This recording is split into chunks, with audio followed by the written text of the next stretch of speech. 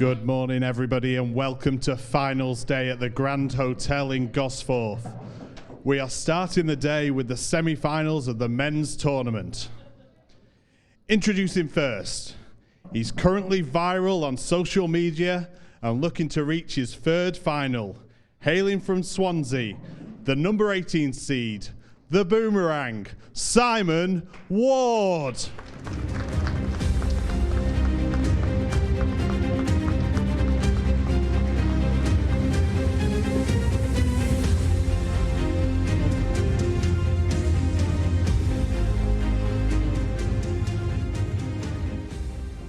And his opponent, looking to win his second IPA world title, hailing from Southport, the number 4 seed, it's the Godfather, Gareth Hibbott.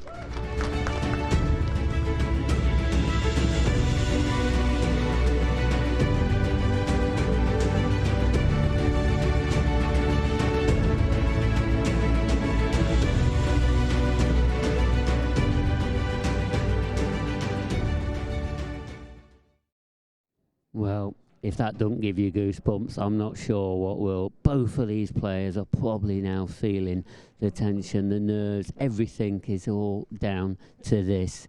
Who is going to be making the World Championship final for tonight?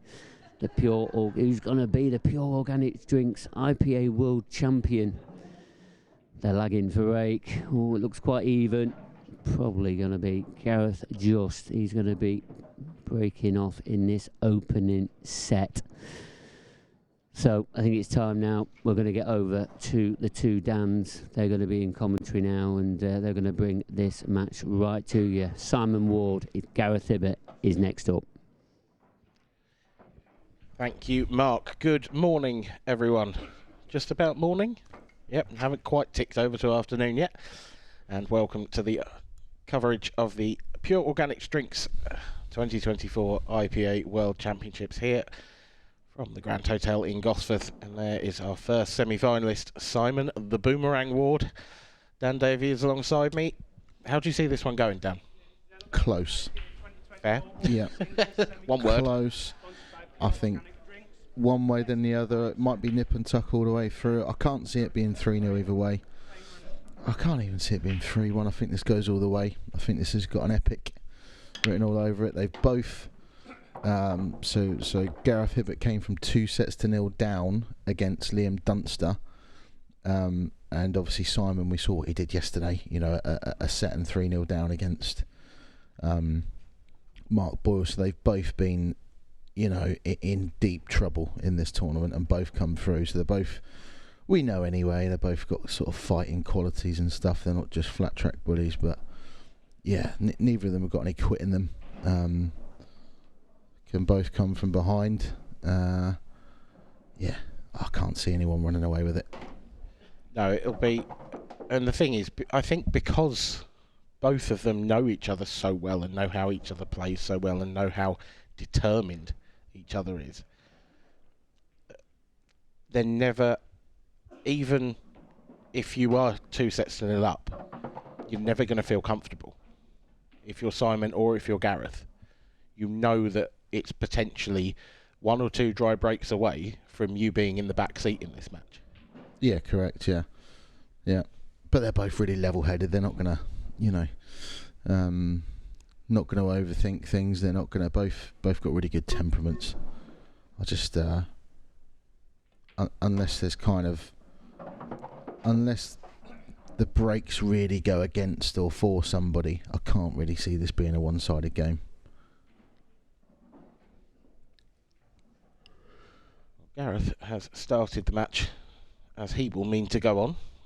It's a good opening break. It's led to this opportunity, which isn't far off unmissable. Next shot after this one will be key. Knocking that one in down the rail, and it's always tricky, isn't it, to play position off a ball that's that far in the corner pocket. Yeah, maybe a little bit surprised he didn't get rid of it earlier in the clearance, but I think maybe that was his intention at one point. But will always back himself to play a tricky shot anyway, especially when it comes to kind of single ball potting. I think he leaves himself difficult pots more than most because he backs himself to get them. You know, sometimes when you've got the option to break a ball out or just leave yourself a tricky one, he'll just back himself to get the difficult shot.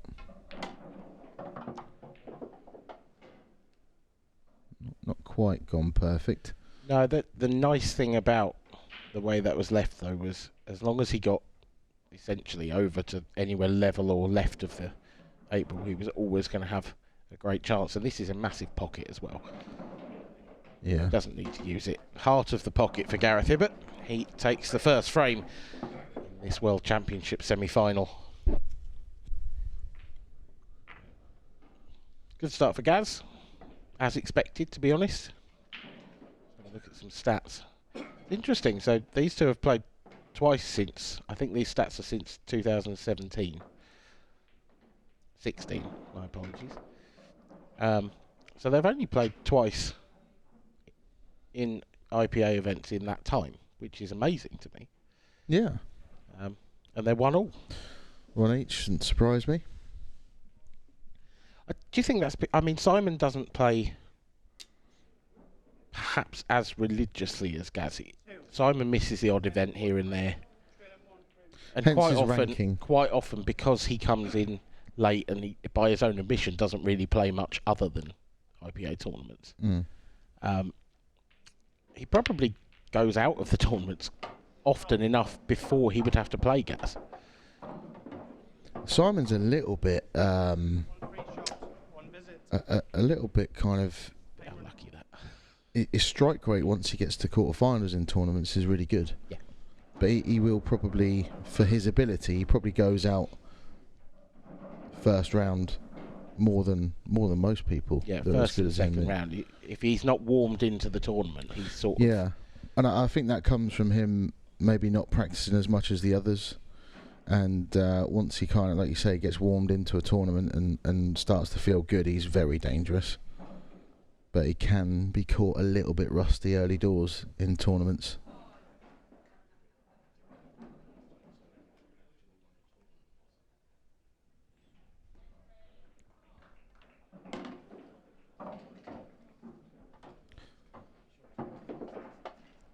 It's a dream layout, this, for Gareth. I mean, there really couldn't be much easier. He's played a clever first shot to make it life easy for himself, but still, these are very easy for someone of, and sometimes even when you get, you know, ball in hand after the break, sometimes there's still clusters, and you know, it's a difficult little puzzle to figure out. This is exactly what Gareth wanted to back up his break and finish in the first frame. Do you think Simon's break was unlucky or poor? He sort of skipped off the jaw almost and across to the other centre pocket. Yeah, a bit of both. Yeah, It wasn't a howler. Little bit harsh. Yeah. But I suppose if you're going to do it early. Better to have that break in the first set than the last set. Well, here's the boomerang after all, so you probably planned to go a set behind.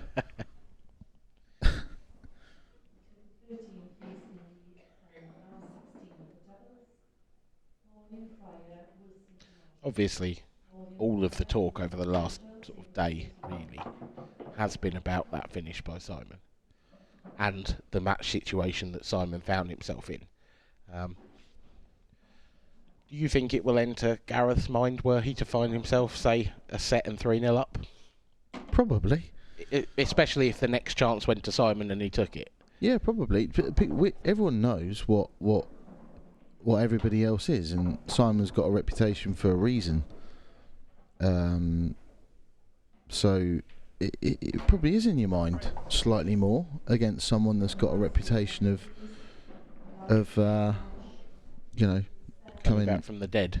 Yeah, coming back from the dead and being a streaky player. Rhiannon Graham and Chloe Payne, 3-all in the second set. Rhiannon was 3-0 down in the first set and 3-1 down in this set.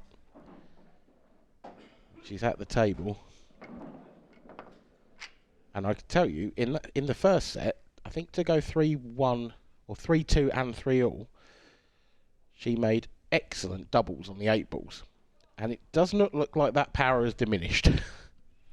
No, I've yet to see her miss a double.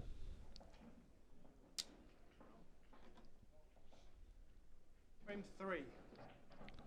Chloe's got like a bit of a snooker background, I think. A bit of a snooker cue action, looks well coached.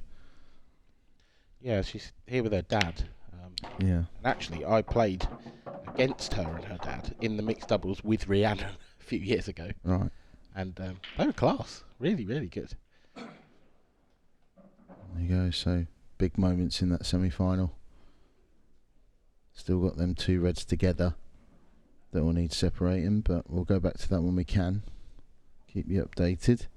Meantime, Gareth made another ball. Well, made another 4. 3, sorry. Get it right, Dan. Yeah. And he's at the table again. Little cluster on the right hand side. That means that he has got some work to do. Yeah, I think he's overhit that, because I think he might have been looking to go into them from, well, he could have gone into them from either the one in the balk end or the one he's looking at now, but I reckon sort of in between the two. I reckon he wanted to be lower and go into it from the one closest to the cluster. Is he playing here? Oh wow, I didn't realise he could hit enough of that. I don't think anyone did. Right. It's not a bad shot, but it has pushed that yellow up the cushion to the point where I'm not convinced that would go in the centre pocket now. I don't think it's impossible, but you want to be right behind it. That's tough.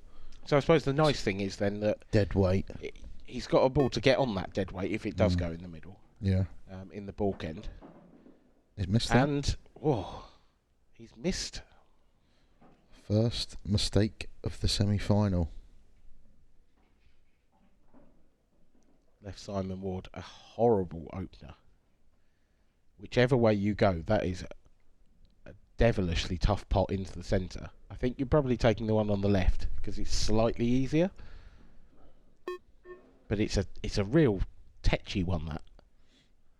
Yeah, not the sort of shot you really want when you've been sat in your chair for the first 10 minutes of the game. No. And he missed it.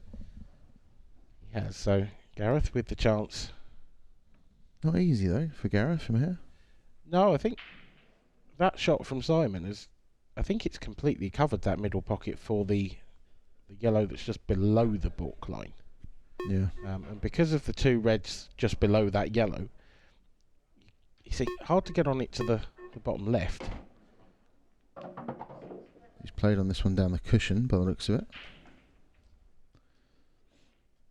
Yep, another tricky one. Brave shot to play though. I said this before about Gareth. This was deliberate. You know, he's not looking to break into balls if he doesn't have to and trust the luck. He's going to leave himself a tough shot, back himself to get it. Position not easy from this either, and well, he didn't get the position and he didn't get the pot. Right. So this is a much more presentable opportunity for Simon. Still not tap-ins. No, far from it. A lot of balls getting in each other's way. Do you think the going to move it? How's it come out? That's not good. Not great. Don't think the red passes into the middle, past the black. If it does, definitely hasn't got a full pocket. If it doesn't, then what's he got? A thin cut? A plant. It's the plant. This is. Oh, can he cut it back? Clever. Very clever. Clever. Very good. Has pushed a red safe. We just heard a screech from the other table. Now this is live, so this isn't a replay. So the screech must have been the last yellow for Rhiannon. Perhaps Chloe missing a red. We don't know.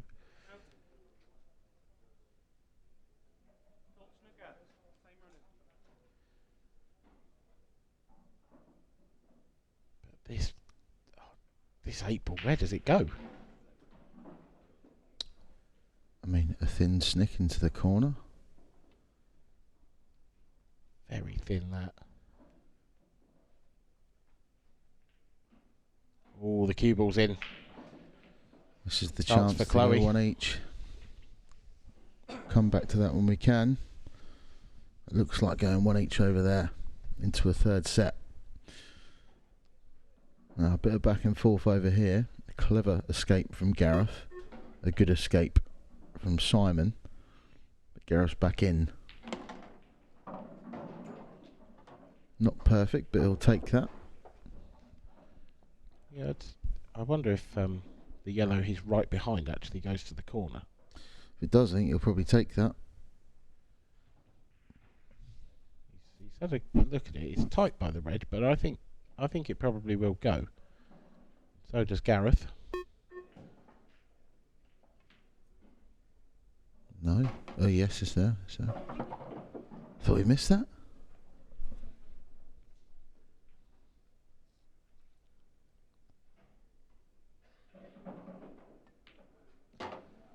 It's going to be 3-0. Simon's going to be disappointed with that frame, but I don't think overly so, because even though he got back in, he never actually had a good chance to go at. No. Every time he came to the table, it was tricky.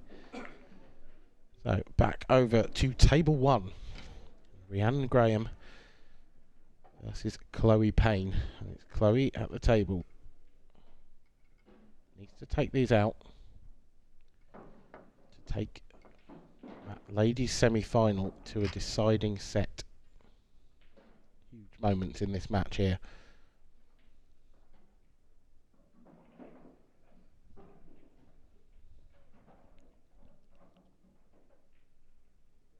Oh, she's missed it. Has she covered the pocket?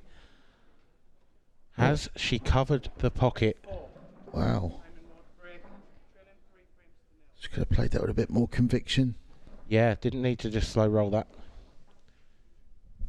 So Rhiannon's having a good look at this. I mean, in or over would be all right, wouldn't it, for Rhiannon?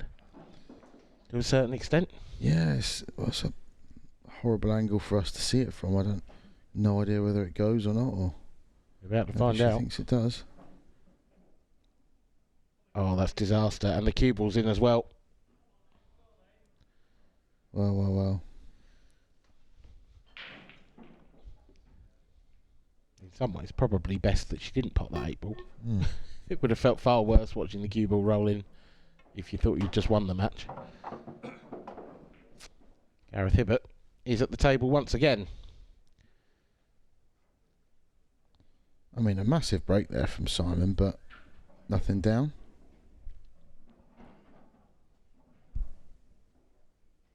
Yeah, it's huge. And no obviously massive problems here on reds. The red next to the 8-ball will slot into the centre pocket. I think he'll probably play that now. He's got on it really nicely.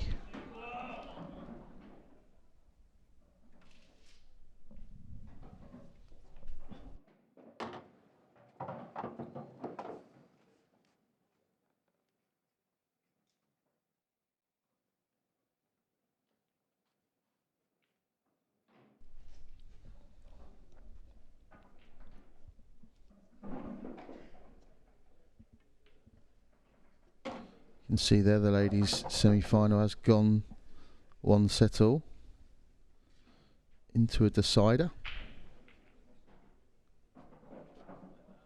Both sets 4-3.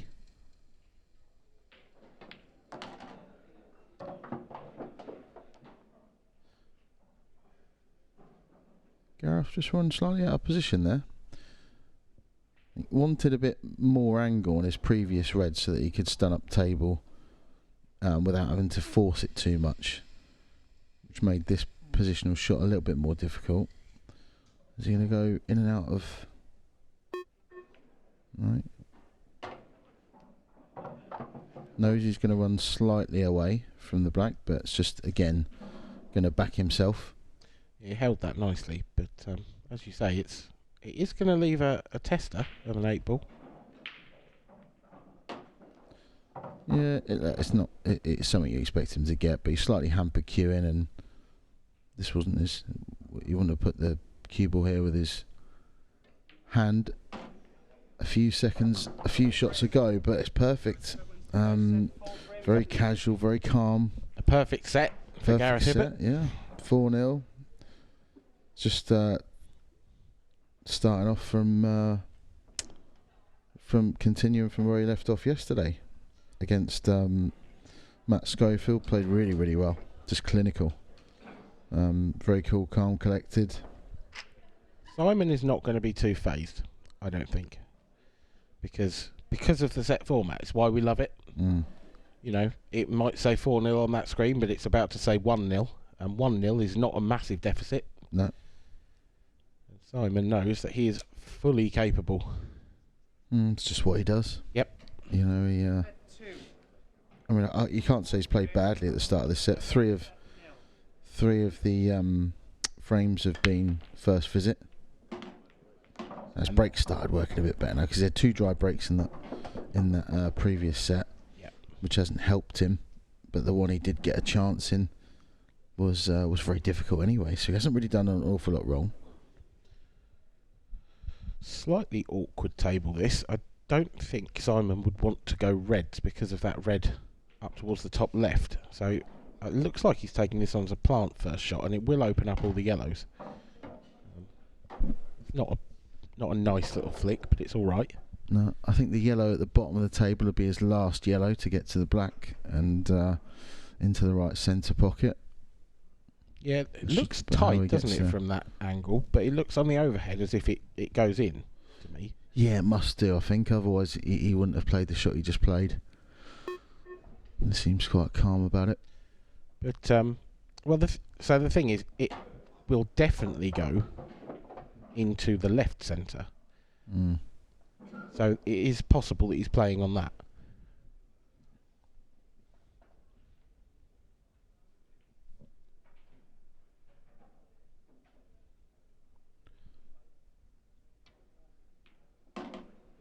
Needs an angle. It's pretty good. Not as important as him needing an angle on this next shot. Luckily for Simon, he's comfortably over 6 foot. That's pretty good. It's pretty good. Just needs to run just to the left of that red that's in the middle of the table. But you don't want to go too far. Yeah, it's a track towards the corner pocket. There's a balancing act here. Too much left-hand side, and you're going close to it off, unless you absolutely put tons on it and play it like that. Nice shot. Yeah, it's a good way to reduce your margin of error. Makes the pot kind of missable, but only fractionally more. Very good stuff. Ran slightly out of position when he was when he had like 5 yellows left and had to reroute slightly, but job well done. Simon Ward is on the board. He takes the first frame in the second set in this IPA World Championship semi-final.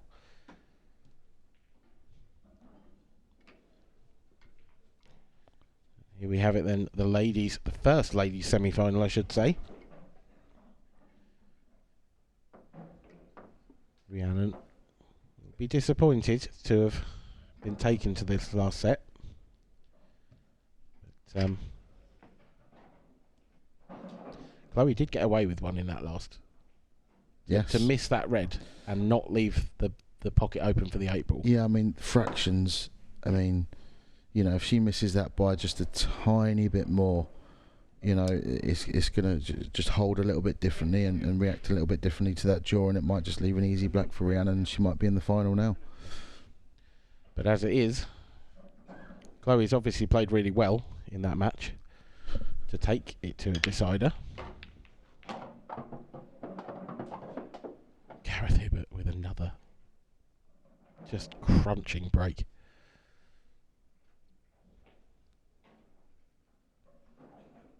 Another decent looking table for me, Dan.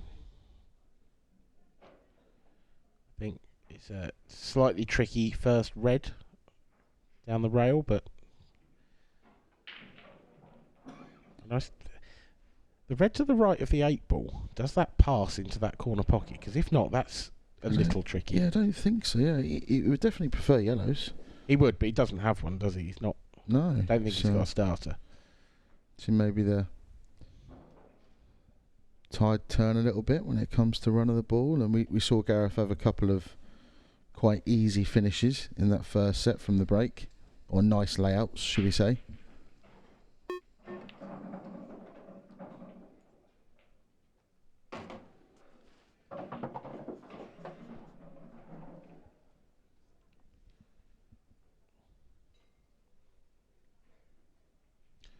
The option with that red could be to leave it till last, and if your second last ball was the red on the bottom cushion, you might be able to leave, sorry, not the red to the left centre, you might be able to leave an angle to drift in behind it and leave that red to the bottom right corner.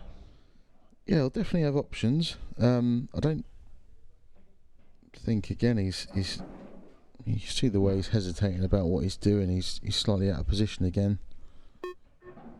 from ideal. That's nicely controlled.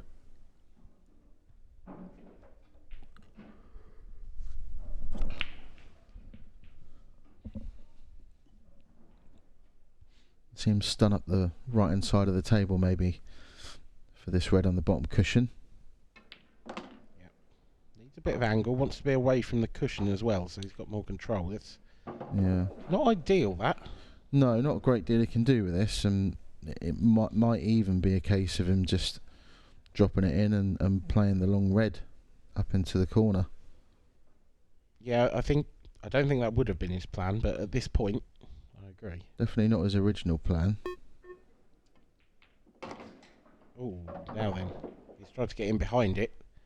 I think that's pretty good, isn't it? Yeah. Not perfect. I think he's just held up in time, but he's definitely running away from.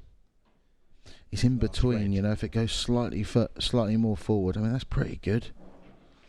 He's very close to the red.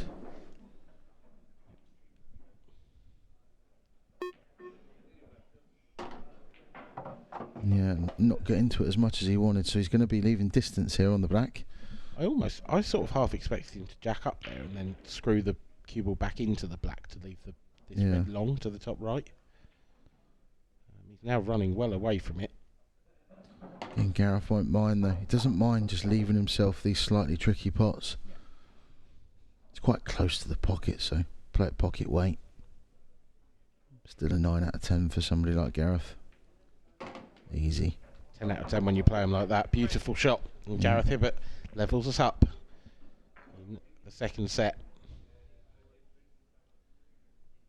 So far, we've gone dish.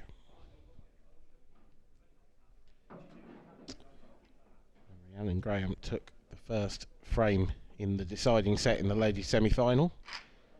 Chloe Payne just got into that one a bit much. Wanted to go the other side of that yellow. Looking for an immediate response. With that 8 ball being covered to the left centre pocket, that makes this next shot all the more difficult.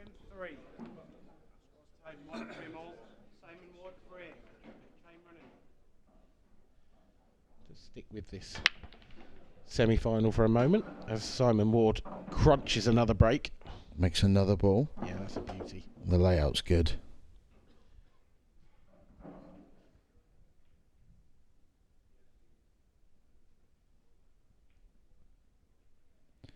The problem for Chloe there, I don't think the black goes into the middle, does it? It definitely doesn't. Or the corner. No, or the other corner. She's almost got to get over to the left-hand side, which is not possible. No. So she's made the pot. It's a great pot. But where does this 8 ball go? I mean, maybe, is there a quarter of a pocket? Does it just dead weight drop in? It really doesn't look like it. And I don't even think it doubles because of the red double closest to the right nothing. centre. To find out. Went for the double, didn't get it. Has knocked a red slightly awkward. Yeah, should be happy about that, but we'll come back to that when we can. Now, keep our eyes firmly fixed on Simon Ward. Yeah, very nicely controlled the pace of that shot from Simon.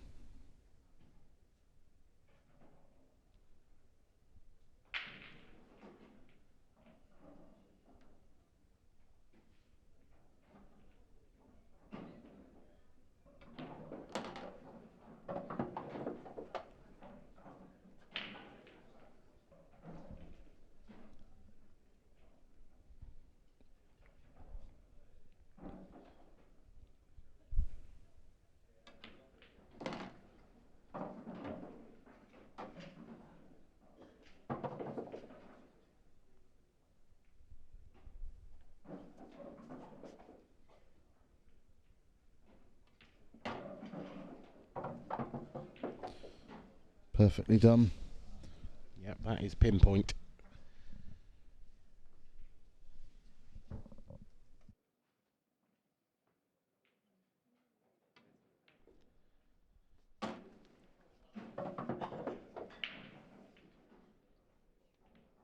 And there we have it, another break dish in this second set. Simon Ward now leads by 2 frames to 1, and we're going to have a little change up in the commentary box. So Mark Pickworth is going to make his way in as me and Dan make our way out towards the arena to play our doubles match.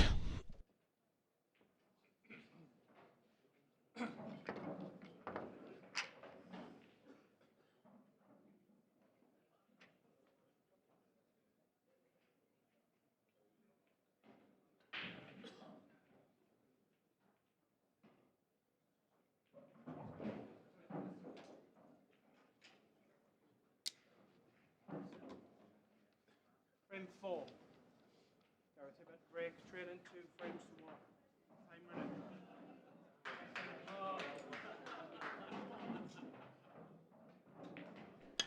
Good afternoon, everybody. Just trotted myself way into the commentary box, just why our very own Dan Fairway and Dan David are off to play a doubles match. I'll try and keep you up to date. I know you love to know how the commentators are getting on. They're doing really well at the moment. So, but you know, they've won a couple of matches already. I'll keep you up to date with them results as we go on throughout today. Back to this one. Gareth at the table. Putting one of each.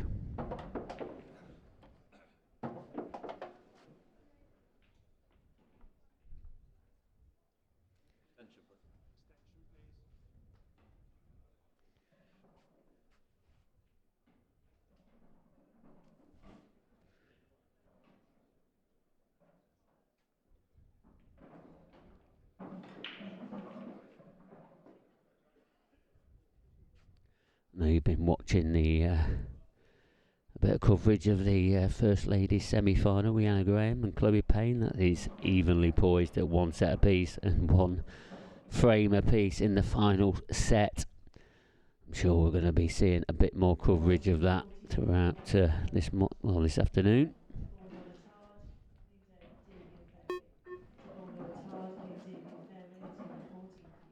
Beck Sweeney against Kiera Whitcomb. That's going to be the next ladies semi-final on that table, number 1. We're coming up straight after that match is finished.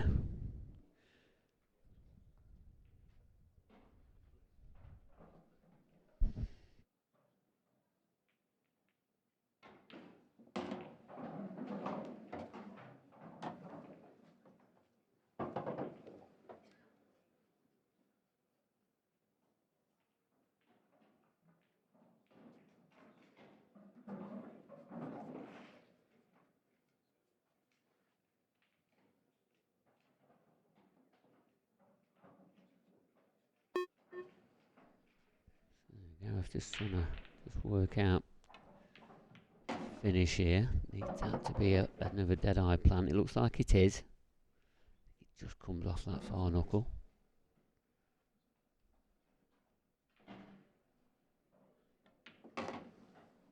Nicely done.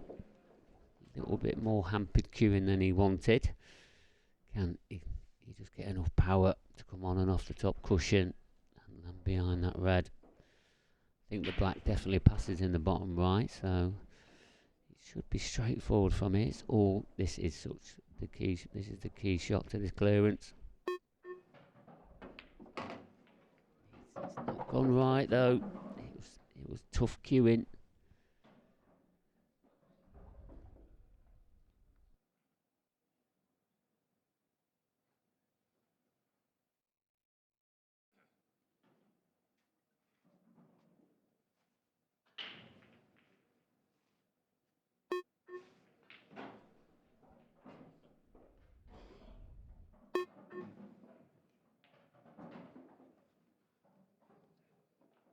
Foul. 1 free shot,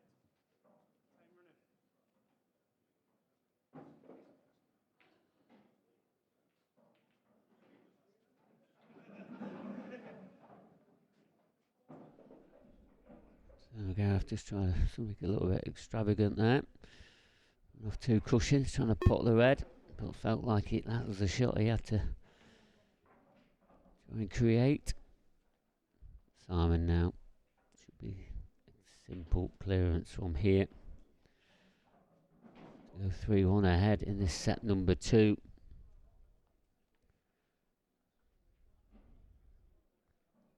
In no time at all, we could have played 2 sets. I did say this was probably going to be one hell of a game. I knew it was going to be fast and furious.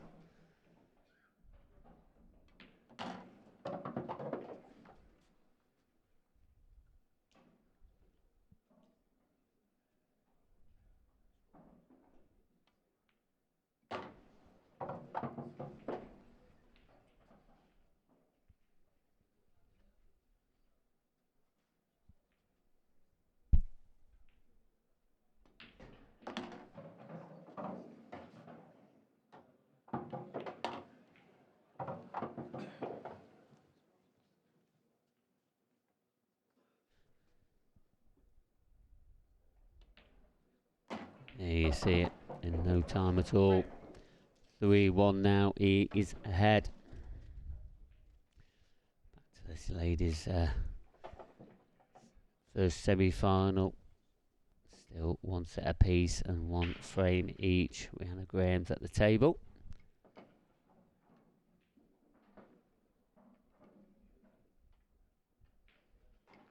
Probably the time of this match now where the nerves are going to start jangling. Only 3 frames away from getting into the first ever ladies IPA World Final. As Dan said earlier into the start of today's show, there is going to be a new ladies IPA winner. Who is that going to be? Is it going to be Rihanna Graham, Chloe Payne, Beck Sweeney or Kiera Whitcomb? We'll let you know.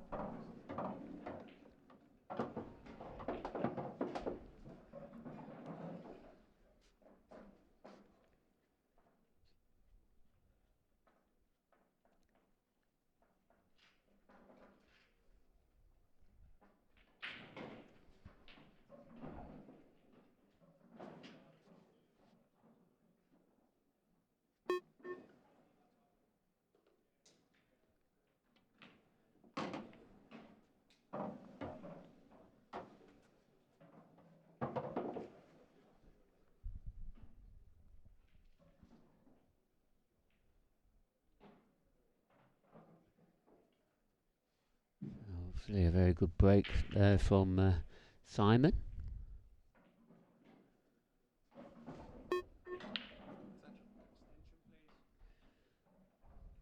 Bit of a sledgehammer from the boomerang.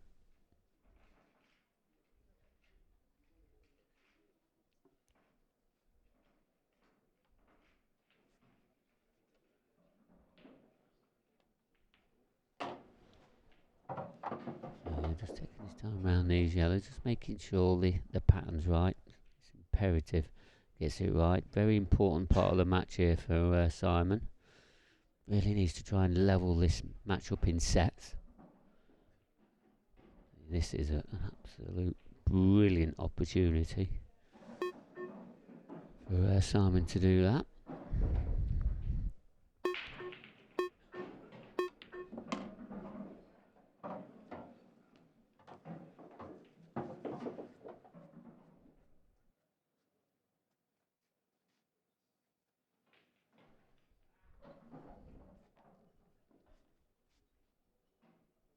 He'd like to have been a little bit further away from this cushion.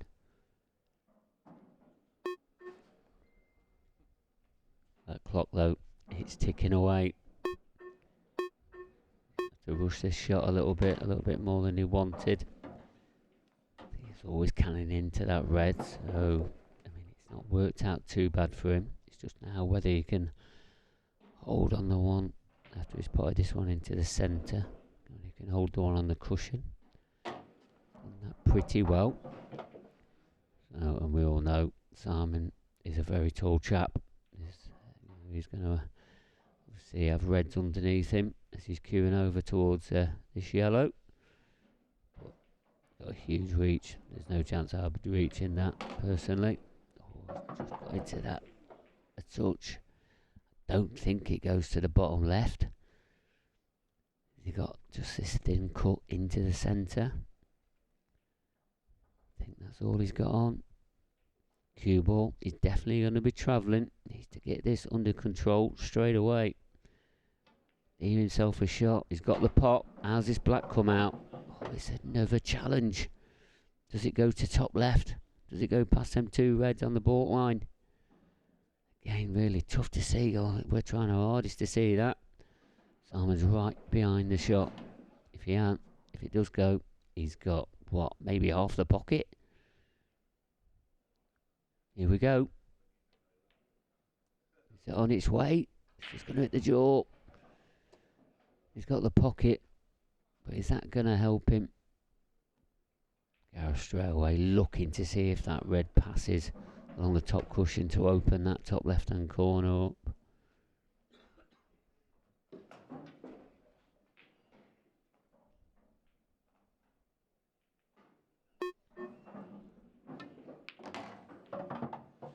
So I think that's what he's planning on doing.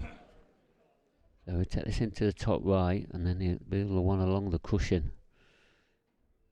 I mean, is there enough room there, or is it just going to double kiss it out? I think if he plays it at a certain pace, it'll definitely pop. But it's one of them. I think if you overhit it, there's a chance of it missing.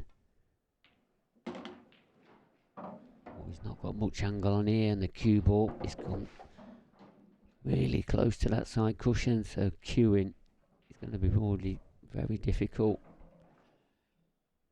Not sure how he gets behind any of the remaining two reds. Does he just play a containing shot trying to get the pocket, or does he really go all out attack? That's the decision he's making. He's got an extension, so just using that extra little bit of time, 30 seconds, try and decide that. But this, to get back into this set, I feel like this is going to be a huge moment for Gareth Hibbott as well.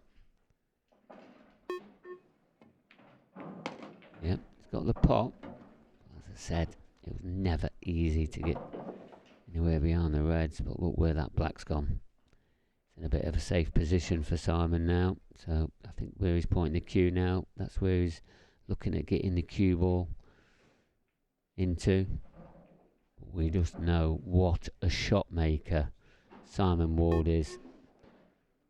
He's tracking down towards the cushion. Tracking down. So the boomerang. Simon Ward, what is he going to conjure up here? We've seen him conjure up so many shots over this weekend already. Is this going to be another one on the highlight reel? I feel like he's got to try and do something. Oh, it's a containing double. I like the way he's controlled the white into the top left-hand corner. Done all his corner. I mean, it's lovely. The black ball to be left over that corner bag. So again, he's probably given Gareth a little bit more insurance. Gareth now, we know what a terrific potter he is. Especially single ball pots. Or is he just going to elect to get a good safety? He is just going to get that cue ball. There's a red tracking too. So I think now Simon has definitely got to come up with something here. I think the time's the time. Try and muster something up. Or is there a place where he can leave the cue ball? And if he misses this black. Oh, he's clipped the black, but he's gone in off. One free shot, one visit. Played it with a bit of pace off that cushion. That's what probably made it straighten up a little bit. Galloping shot. You'll see him just trickle this over the pocket. Oh, he's gone straight out for it. Nothing wrong with that. Every player would have played it differently. There you go. As easy as that. And he's 3-2 now. With this black. 3-2 he is.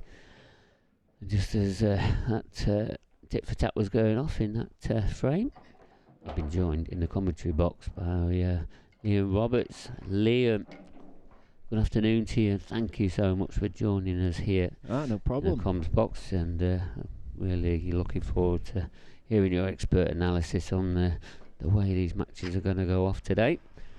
Here's the ladies' look. That is evenly poised, 1 set apiece and 2-1 to Chloe Payne. There's going to be a new winner on this IPA world title. I mean, these are big moments in these matches, aren't they, at this stage? Yeah. You know, they're only playing the best of 3 sets, the ladies. But still, so much at stake for them both. Yeah, obviously, we all know what Rhiannon's done on the tour the past few years anyway, but Chloe's come onto this and she's beaten some big names, hasn't she? She's beaten Deb Birchall and Rachel Tucker, yeah. Yeah. Gareth, loose cue ball. That's unforgivable, isn't it? The one straight into the side. Yeah. He'll know that. I mean, the balls here, look, at the top half of the end, they've finished a little bit untidy, haven't they? And that black ball, surrounded by them reds, isn't really too good as well. He's got work to do here, Simon. He wants that yellow to bounce. Yeah, that's gone wrong. Yeah. Love that shot again, wouldn't he? Didn't seem to cue that well. It's like a little bit of a miscue.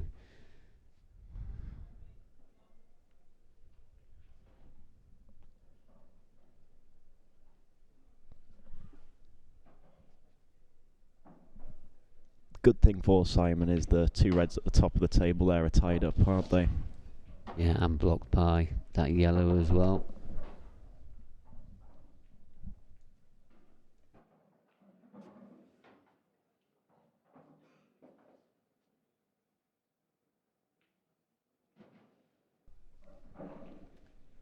Yeah, there's definitely a little bit of insurance for that.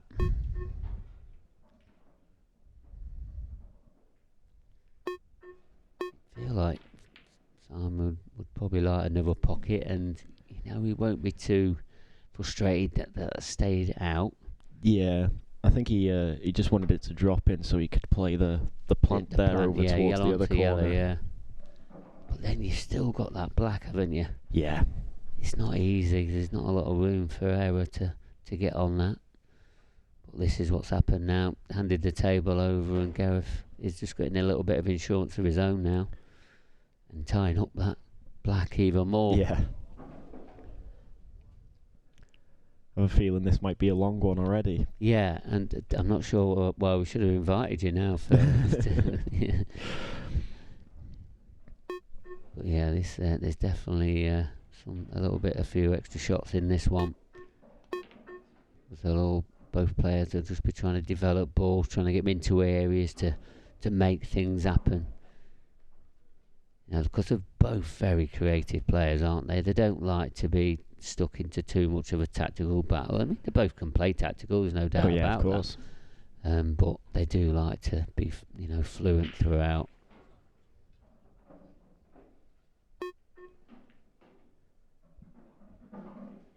Well, we saw how attacking Simon was yesterday, didn't we? With that finish that he took out of the highlight reel. Well, that's gone absolutely mad on social media, hasn't it? I mean, I've seen comments from pretty much everybody about how ballistic it was, or whatever the terminology they use for it. Some was clean, some wasn't, and but overall, very positive with the way that's come across on social media. Yeah. If the white doesn't go through the gap of them two reds, this is very hard to get out of. It looks like it does, the way he's eyeing it up. Yeah, I think he'll just flick it, can't he? No, he can pot it. I feel like if he hit that harder, he might have been able to do something with it, but it weren't easy cueing as well. Did all he could. Feel like he's just going to develop a yellow out. Does that benefit him? Because Gareth will then probably just tie that corner pocket up. Or does he really pull the trigger here? I think he is. Yeah, he might fancy playing the plant and get the black out, yeah. Tried. He has tried. Oh, and does it go? Does it go off the knuckle and back off the red? That yellow's tied itself up as well, hasn't it? Yeah, work to do downstairs, definitely. But he has got a yellow in an area that he might be able to play off the red. I don't know how close that red is to the pocket. It's hard to judge from our camera angles. Is he just going to contain, or is he going to track across, I think he has tried to play off the red. And that has gone a little bit wrong again. But again, he was under shot clock pressure there. Well, was he under shot clock pressure? Has he used his extension yet? No, I don't think so. To the scoreboard he hasn't. Yeah. Feel like he probably could have took his time on that one, but then again, I think there's still a little bit of play in this one yet. Yeah, although where the black is and things like that, I think Simon's still good in this frame, isn't he? With the two reds at the top of the table. Gareth will want to get them out as soon as he can, really. Yeah, I agree. Because he's got a bit of insurance now with this red here, but the insurance might be going after this shot.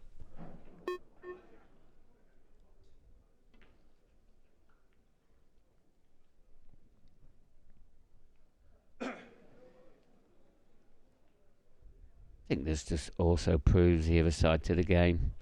It's not all bam wallop and it's all over. There is a tactical side to it where sometimes the balls don't really go as they should do. Sometimes it's really good to watch as well. Yeah, 100%. Is that?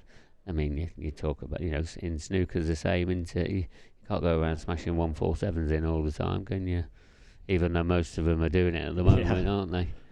But, that's because the standard isn't, risen so much. But it's never easy. There has to be a tactical side at some point in throughout a match, especially a long-winded match.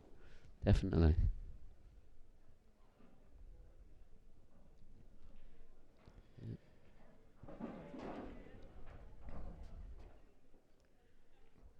They're always thinking, though, these top players, they're just trying to think about 4 or 5 shots ahead, just making sure, trying to get the balls in locations where they can really open things up.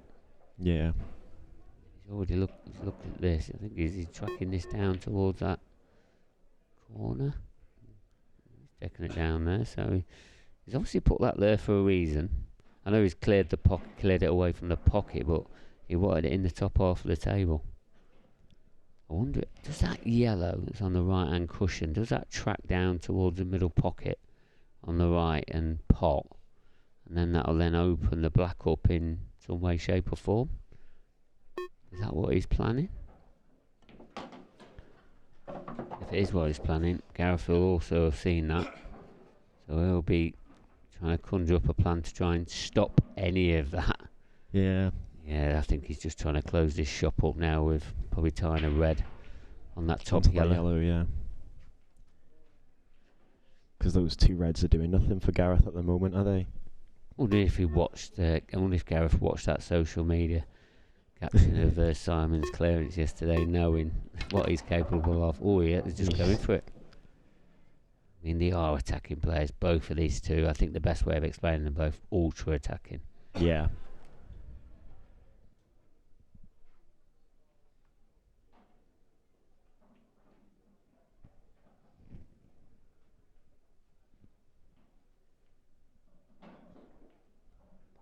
Do you think Gareth will be tempted to play the one over the middle into the reds? You think he's come this far?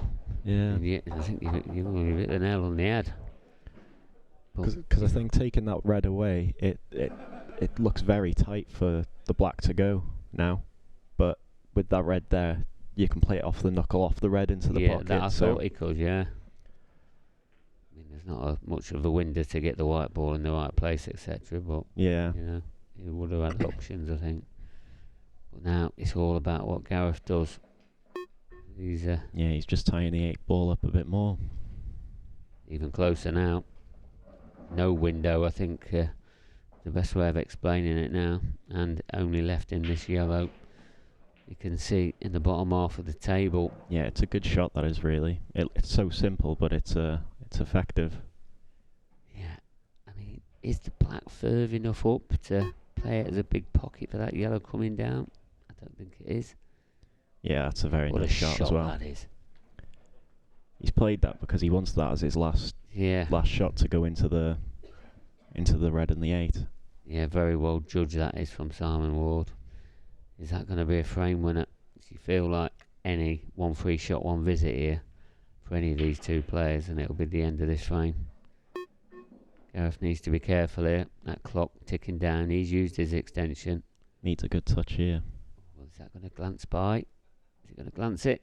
No. He's missed it. Error from Gareth Hibbott. Chance now for Simon Ward to level this match off at 1 set apiece.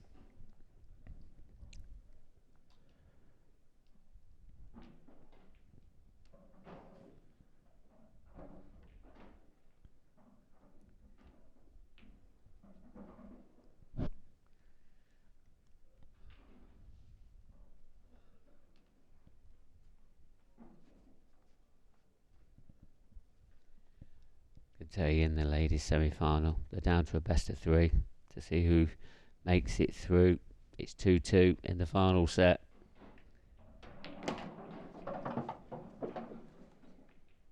Pressure has just risen on table number 1. Well, this one looks like it's going to be evenly poised at a set apiece in the next 3 shots.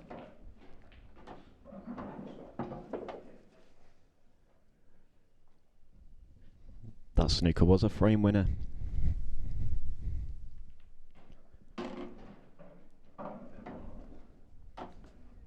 Yeah, that's head dinner. Just that 1 free shot, 1 visit, and it could be the end. That's what it normally is at this standard, as you know, Liam, yourself. You've done it to plenty of players, as you've had it done to yourself. There you see it. That's the second set to Simon Ward by 4 frames to 2. I think we're going to go over now to this ladies semi-final. Yeah, here we are. Ooh, that looks like a 2-2. Imagine it's reds at the table as well. I think it's Chloe at the table, is it? Oh, yellow's at the table.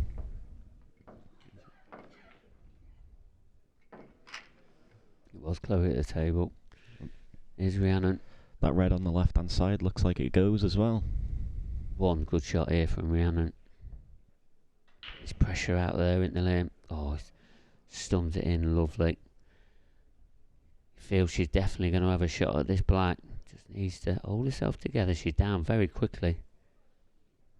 Sometimes it's best to go down quickly. I think needs to slow up. Not let the nerves get to you. Just do what you do best. Yeah, both these girls, you know the feeling. I mean, Rhiannon, she has made 2 IPA ladies finals this season, and there is the black. She's 1 frame away from reaching her first ever IPA World Final. Chloe, though, she's going to have a shot. She's going to have a chance at levelling the match out again at 3 frames apiece. I mean, we'll stick with this as long as we can. Looks like the players on the main table, Simon and Gareth, they've nipped out for a comfort break. Both of these ladies players look very comfortable, but I can assure you the nerves will be jangling. Has Rhiannon ever won an event? She always seems to be there and thereabout, but yeah, and she finished number 2 seed as well. So she's had an incredible first season. You know, she only just scraped into getting into the elite places, and she has come on leaps and bounds. You know, we know how nervous she is and that around us. I mean, she's coming out of her shell now, lovely, isn't she? She's a brilliant character on and off the tour. And now she's had a brilliant season, and here she is again, having a chance of getting into the final. But Chloe, let me tell you, it's a great opener. What a talent she is. Looks so natural around the table, Chloe does.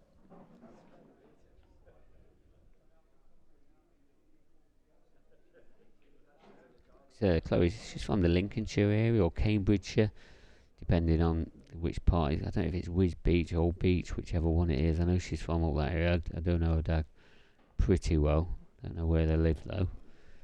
But you know, I do see him around in some of my local tournaments that I used to play years ago.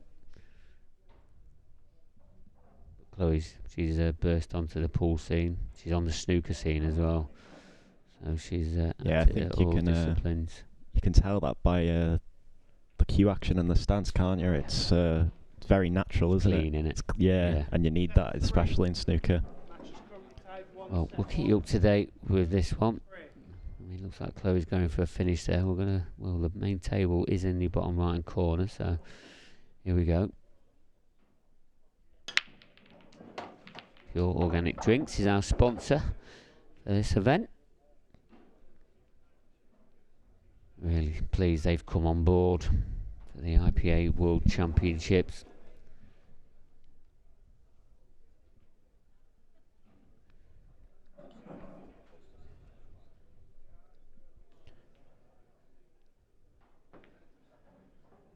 It's a bit unfortunate there for Gareth, but it's a much better break than his last one when he flew straight into the middle, off, wasn't it? Yeah, it was. I mean, the cue ball got kicked back to the top cushion, and I'd say a little bit untidy this frame again. Black, a little bit tied up.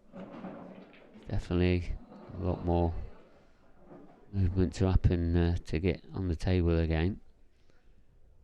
I mean, as a player, Liam, you know, we've just had that previous scrappy frame, and it looks like we're probably going to get another frame where, you know, some players trying to get control of a certain colour set.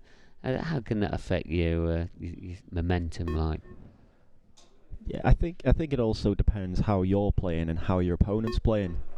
If you're playing really well and you're taking finishes out basically every time you come to the table, having a frame like this, as you say, it might kill your momentum. But if you're struggling and your opponent's playing really well, a frame like this might be a blessing for you. Yeah. Because there is no momentum in a frame like this. It's just, obviously it's very slow and tactical. And it will it just breaks down the momentum. So it can open the game back up for yourself. And if you pinch that frame as well, you might feel the momentum's on your side again then.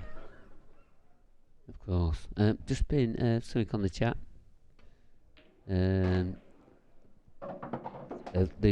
Chloe Payne, she's from Spalding. Thanks very much, Danielus. Really appreciate you telling me that. I thought she was she's definitely Lincolnshire. So I didn't know if it was like Gosburn or Spalding, but thank you very much for that. Yeah, he's going for him. That's a great outcome. Anna Graham. Looks like she's got a shot here. She's playing that off the yellow. Is she trying to cut it in, or is she on? Looks like she's trying to hold for the centre, doesn't it? Does it go? Does it go off the yellow? Oh, if that went, it it could have been game, set, and match. She's got the pocket. You feel like she probably could be in heaps of trouble. I mean, she's made quick work of that, hasn't she? She wasn't even at the table last time we went to her. It weren't that long ago. I think Simon's played 3 or 4 shots in that time. Yeah. Anyway. Keep up to date. Where's the cue ball? He's got away with that. Yeah. Just let that get away from him a bit there. I thought it was, yeah, she is snookered. She makes contact with it. You feel that the red's going to drop. Oh. She hit the red? I think so. I think so by looking at it. I thought it had to drop.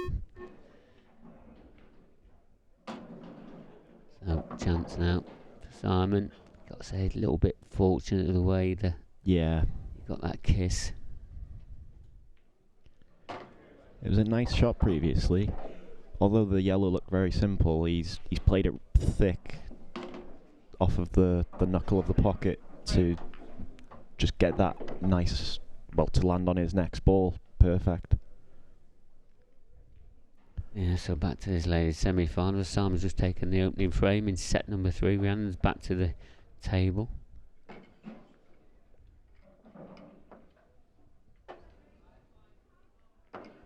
Oh, she's got 2 shots.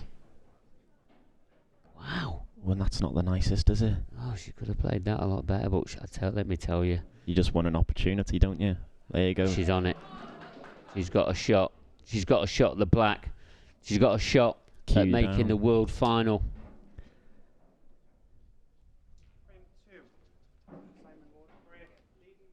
Is it on its way? It is on its way. Rihanna Graham is made the IPA World Final. Chloe Payne, though, what a magnificent achievement to get to the semi-finals, beating some incredible players on the way. Yeah, definitely. You know, she's got so much age on her side, and she's got probably an incredible career in front of her. So great to see stuff like that, though. You know, it happens obviously very often when you get a big win. Like Rihanna might have been favourite going into that game and stuff like that, but just that burst of emotion at the end. And obviously the amount of crowd that was watching there, I mean, that must be a fantastic feeling as well.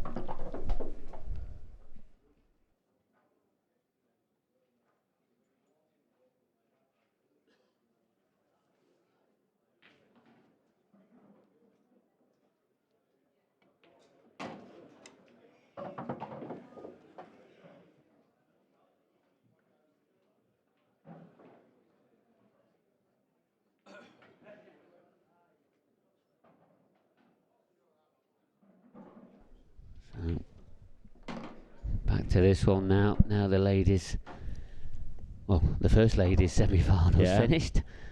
Second one will be starting pretty much straight away. An all Welsh affair. Yeah. I love hearing that. Beck Sweeney and Kiara Whitcomb. Kiara's come on leaps and bounds. She's going to be an elite pro for next year. Is she? Yeah. Yeah, she's accepted. Oh, that's a great achievement. She's all good. I mean, she played some terrific stuff in some of the tour events. I mean, she's so attacking, isn't she? Another ultra-attacking player. Yeah. Brilliant to see. Great character as well. But Beck Sweeney, you know, she's one of them that's really bit of an underachiever at the IPA at the moment. Would you be fair to say? I mean, she's done incredibly well where she's got to now, but there's definitely there's a title in her. Yeah, I think she'll say that herself because she knows how good she can be.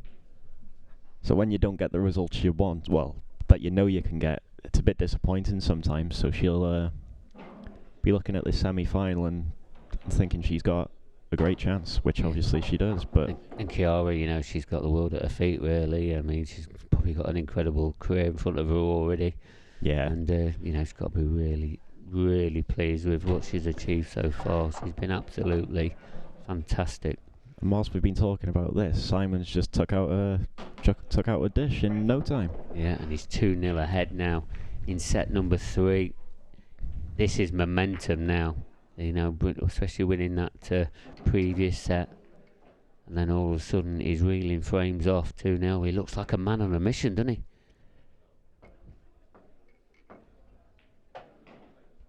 This will be. He looks so focused, doesn't he?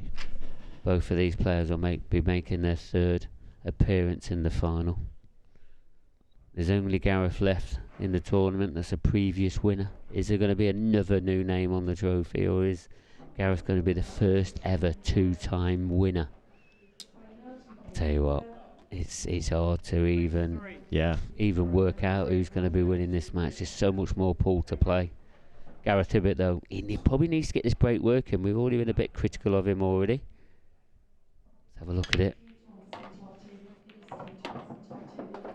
Look at that right hand side.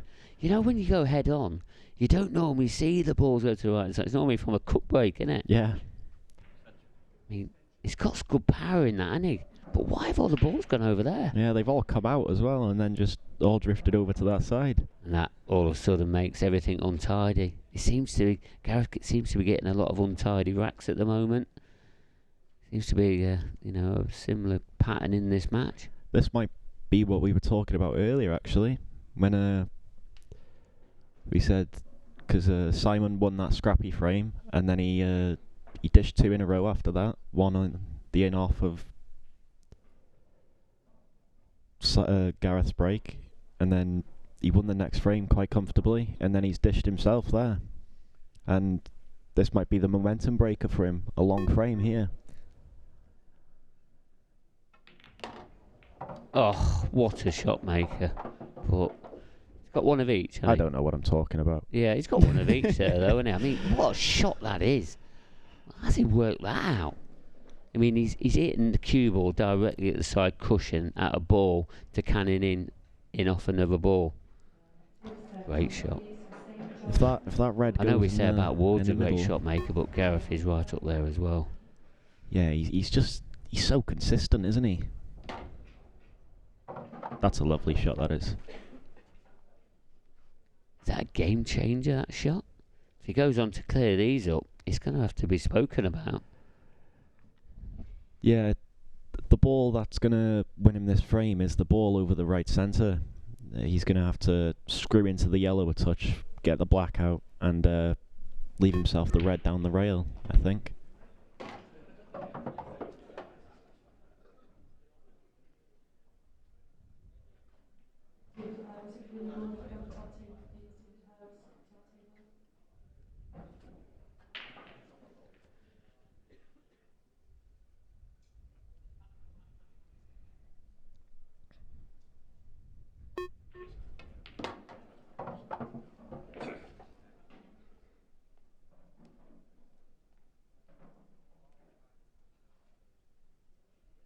Yeah, I think he's just too straight on the one into the centre now, so I think he'll have to play the one down the rail.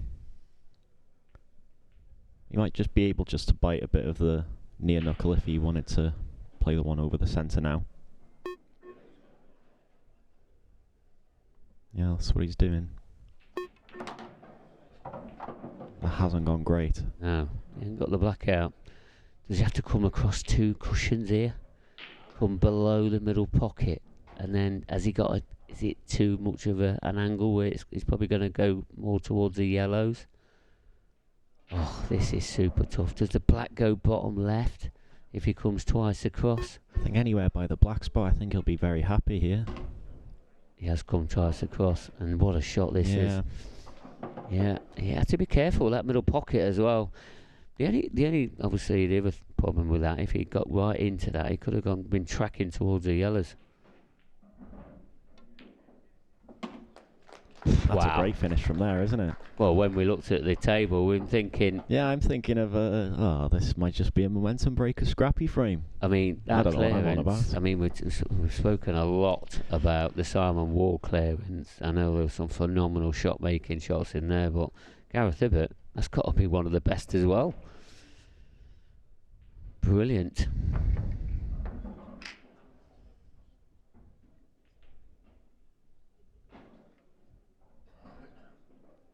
There's that match. Beck Sweeney. It's Giora Whitcomb. Giora at the table now. Looks very relaxed, doesn't she? Yeah, she always has done, to be fair. Plays the game incredibly well. Really takes all the shots. And I know with his first frame there, You know, we're not going to be too critical this early He's stage. caught them so well. Oh, where's the power? I mean, both of these players, yes, they are big breakers, but sometimes they're not really mentioned against the best breakers in the game, are they? But they get incredible power. You know, not time after time after time after time, but they're definitely up there, aren't they?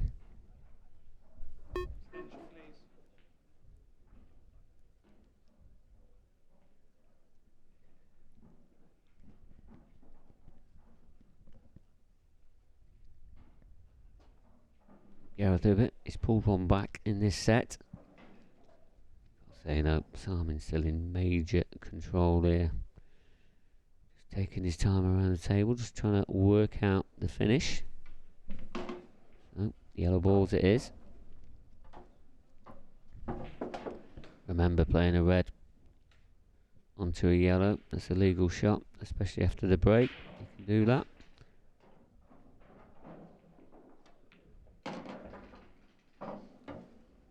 You're not officially a colour set until you put your first ball after the break. Everybody new to blackball rules. So he's in a good position now, this part of the table. Just that black again. I ain't seen that black in a good position for the last few frames. He just wants one of the right hand side yellows as his last shot, doesn't he? Oh, just to leave an easy. He's already told you which one that one's going to be. Yeah, after he's took that one out, yeah. So I'm assuming the yellow passes the red into the bottom right corner. Probably not all the pocket, but I'm assuming it goes. Yeah. Nicely done. Not left himself any hampered queue, and there's a great camera shot of it. Comes off the far jaw, doesn't it? Don't come off the bottom jaw. So he is going away a little bit from the yellow. Does he? To be a little bit lowered, really. I think he can play it with a bit of top. Oh, he's chucked one in there, hasn't he? He's got away with that. He has really. Well, that yellow's gone. He seemed rushed as well. Let's have a look at that again. He's played a couple of shots like that, hasn't he? Obviously, he had to play it into the far jaw, but when you play it a bit harder, that pocket becomes smaller, especially when you're hitting it into a jaw. Yeah, well, if you look where the whites landed as well, it wasn't ideal anyway. So I think he's just overhit that one. Probably Gareth, you'll see him get a bit of insurance here. Just nudge that yellow up the cushion. Don't want to nudge it too far though. Do you think he'll do that shot? I mean, he will be leaving a double on, so it's probably not going to benefit him too much. But he might be thinking to maybe even nudge it into the red. Nudge the red a bit further across to the corner pocket. Put that red on that left hand side. That's the one, isn't it? The price is on to me about pronunciations of Kira. Is it Kira? Is it Kira? Yeah? Leah, I'm really sorry. I've never been great at pronouncing names and that. Sometimes get my own wrong.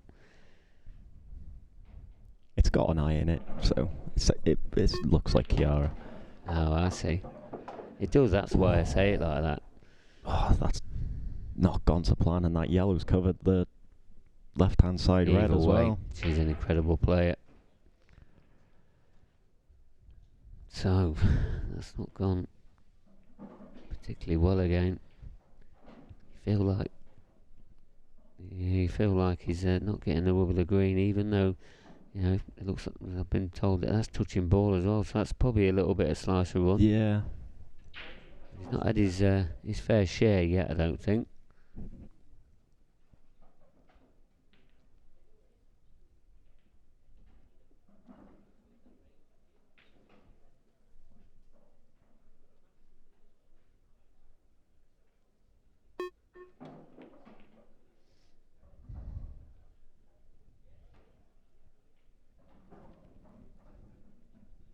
Still that red on that cushion.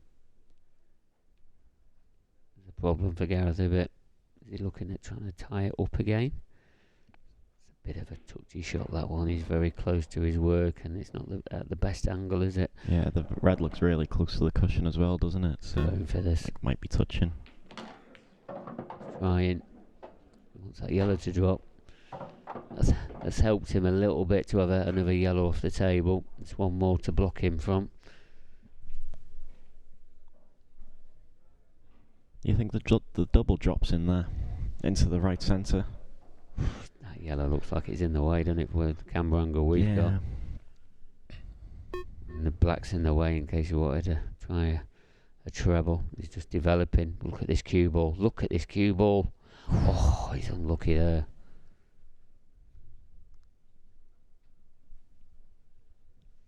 Thought he was going to get right behind that red then. Played it at a brilliant pace. And what Simon can see here, I don't think he can see the one on the cushion, or can he? Possibly might be able to. If he can, you feel that's probably the shot he'll be going for. Coming off the cushion first. Yeah, it looks like it. Oh, great shot. Great shot. Simon seems to be having opportunity at clearances at good times. This is still far from over though. Getting on the black isn't easy. Cue ball could be tracking towards the red, or depending on how. Oh, he's gone to the corner. Has he potted it? He has. Yeah, that's a great And ball. then a reverse double. Brilliant shot. Could have played the cut into the middle, but I just felt like it was tracking towards the red. That's why he's took the more difficult shot, and he's got a nice shot here on the 8 ball, which he's made.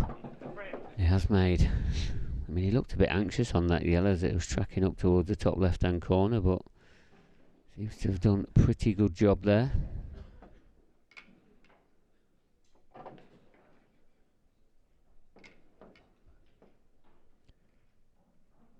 I feel like he was one of them names at the start of the tournament again, you know, where he's not mentioned in terms of one of the favourites and stuff like that, because obviously Boyle's had a fantastic year.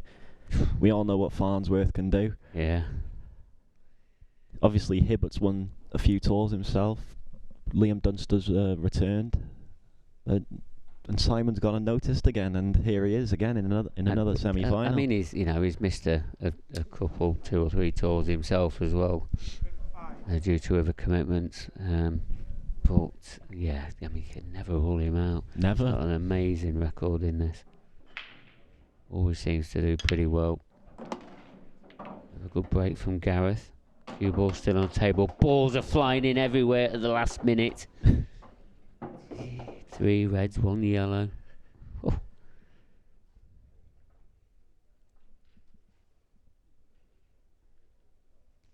That's incredible. 3 balls on pretty much the last roll. I mean, he had a ball already. He was in control of the frame. But look at the way this is now opened up. These are like dreams, aren't they? The yellow bottom half of the table. I'm not sure if that passes that red. Might have to take that in the opposite corner.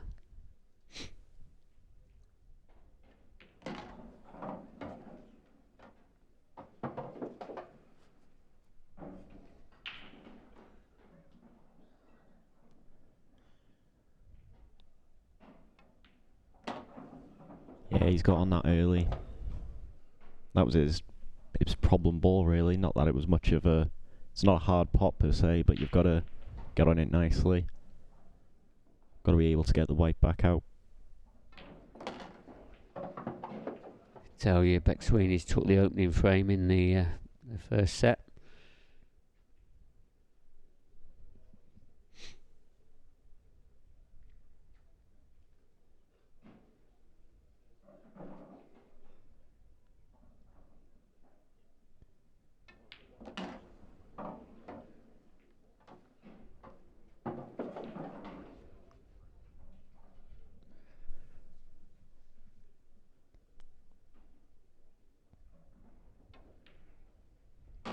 Yeah, nice touch that is. Brilliant shot. Made light work of these. Still not out of the woods yet though, because this is only going to be 3-2. You feel like the third set, when it's evenly poised at 1-1, could be a very important time? Yeah, it could be. It's huge, isn't it? Especially if it's close like this. Yeah. There's all the families watching. I don't know which part of Wales she's from. Can you tell me that, Liam? Or I know I know she's from down the south area. She's on the south of the region, yeah, because you're more north, aren't you? Yeah. But either way, I know she's really heavily supported here. Just seeing her go, I mean, what a shot that is. Yeah. She's just sort of so calm around the table. This is an IPA World Championship semi-final. It's like she's down at the pub, isn't it? Yeah. Just stroking them in. Brilliant, that is to see. Yeah, I know her dad'll be number one fan of her. Yeah. Is he here, isn't he? Yeah, I spoke to him. Yeah, he's a great guy as well. He'll bend over. He'll do anything. Oh, well, he seems a lovely man. I was talking to him Bend yesterday. over backwards. Last night it was. I was speaking to them both last night. So obviously I wanted to talk about he's a great schedule chap for today. Oh yeah. He's always been a number one fan.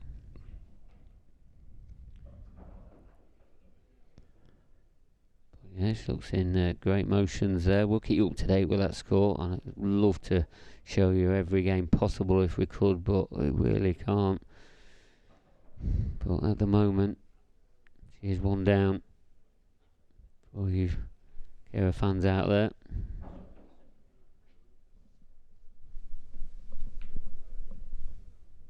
Cue ball. The cue ball. Is this a twist for this set? Maybe, yeah. And it's Gareth's shot. It's Gareth breaking the decider if it goes there. That's a loose shot. He can't. Wow. It's a lack of concentration that one was. Yeah, not only didn't he get the pocket, missed the pot, he lost the cue ball. Thought he'd have seen that one. Yeah, it was like everything went wrong in that shot, wasn't it? Yeah. He's obviously hit it too thin, hasn't he?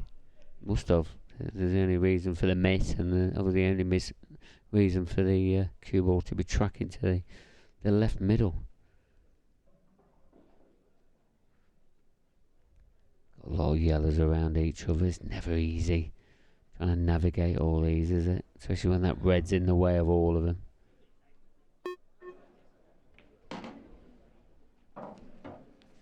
Yeah, so it's still open table now. Yeah. He's just opened that red up to take it He's first opened ball. the whole corner up, hasn't he? So Yeah. And he's knocked that yellow towards the cushion, hasn't he? Maybe a little bit of insurance there as well. Yeah, we sometimes get all emotion about a shot. We forget about what's the right shot to call on here, because it was an open table, as you said.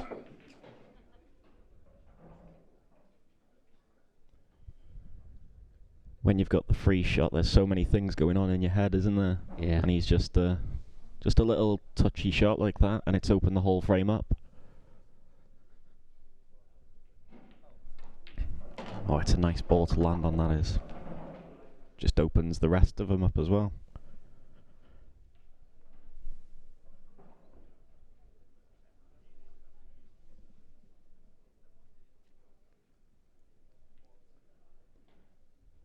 Yeah, I suppose you don't want to be leaving the one on the bottom cushion. Not to his last ball. So, is that why he's tracking Yeah, down might be now? coming back for that now. Brilliant pot. He's got a nice angle. Oh, he looks straight. Well, just off straight, but going towards the cushion. I think you'll probably not see him do a lot with this one now. Yeah, I think anywhere where he is now or a little bit further back, I'll be fine. Done all he could, I think, with that shot.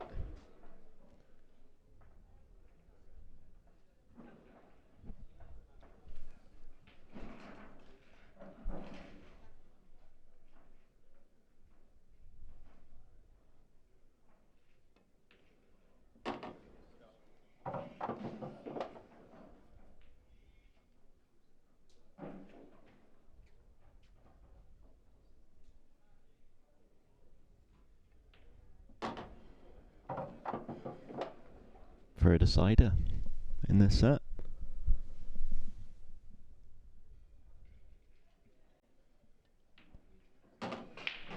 We are into the decider. 3 frames apiece. Who is going to be winning this third set? As you've already highlighted. It is going to be Gareth Hibbott to break in the decider in this set number 3.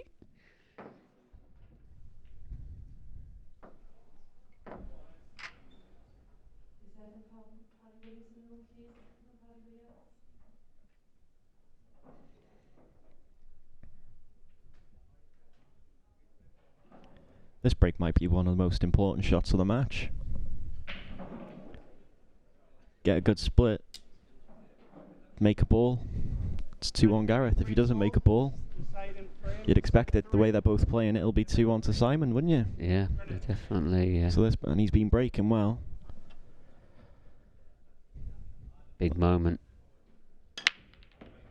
He's made a ball. Cue ball. Oh, close to that middle pocket. It was just dashing around all the angles, wasn't he? But as you said to him, he's made a ball.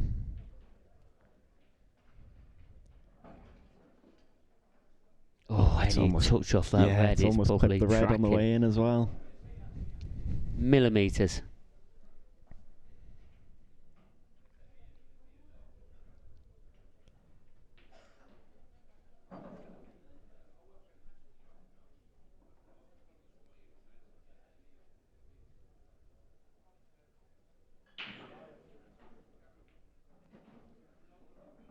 That's an interesting comment from Ben Taylor-Ferrante. Ben, good to hear from you, mate. What he said was when Simon missed that red is that he went cushion first, as it was the only way he could move the cue ball down. So that'll be more of the reason. That makes more sense, to be honest. That makes more of a reason why he's tracked towards the middle pocket and missed the pot as well. So thanks for that, Ben. Ben Taylor-Ferrante. Ben the ref. Done loads of work for us over the past years and that. Hopefully we'll see him back one day, and hope you keep him well, mate, and hopefully we'll talk soon. Yeah, Ben's he's played a part in all the big competitions. I mean, the Champions Cup one was in Newcastle and Leeds. Oh, he's been everywhere with us. Been on an incredible journey throughout.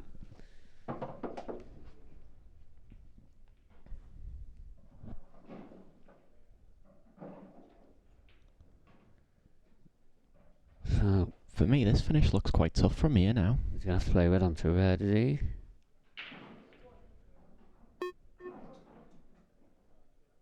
This is a far from easy plan, but executed well. Probably not got the best angle again. Yeah. What does he do now? He's playing one ball at a time now, isn't he? He really is. I think he might just have to leave a tough ball on the one on the left-hand side cushion. I don't think he can draw this back into an area to leave that red into the bottom left. I'm not sure of his angle. He's obviously made a decision what he's going to do. He's going to try and get over to the left-hand side. Yeah, that's very what good. What a shot that is. I mean, it looks like he's going to have a little bit of hampered cueing.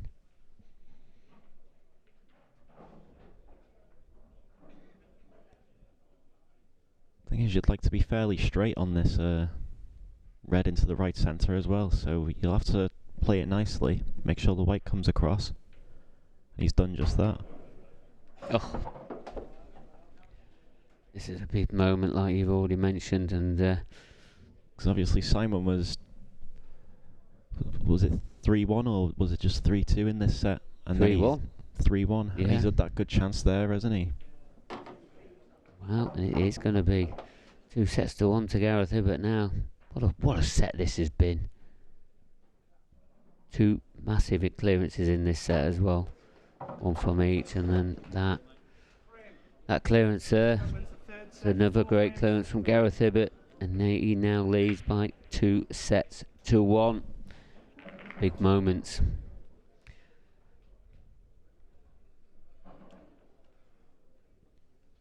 Beck Sweeney there, but it's all level up, 1 frame apiece.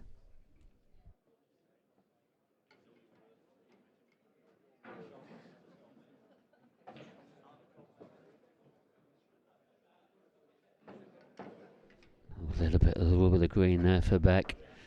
Went for the red in the top corner, rattled, come across the table, went back, and then went into the pocket that she was aiming for in the first time. instance. But as I said, there'll be a lot of nerves jangling out there. The Welsh flag on the side there. Both of these players representing Wales as well. So we're straight back into set number 4. Simon Ward to break in this one. He's got another ball off the break.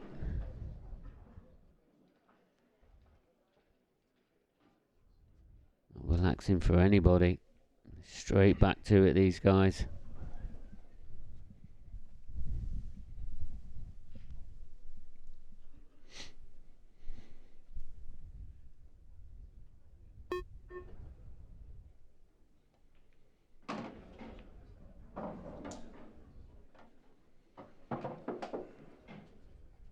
So I will be back. I'm going to leave you in the capable of hands of Liam Roberts. He's going to talk you through everything that's going off at the moment throughout most of these matches, and we'll leave you with Liam. Thanks very much.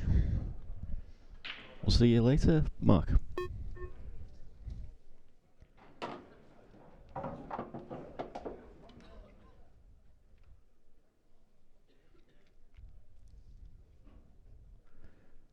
Yellow on the right hand side of the table.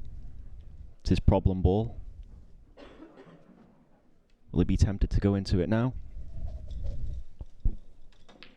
He is. He's played it well. And I think he might be on it.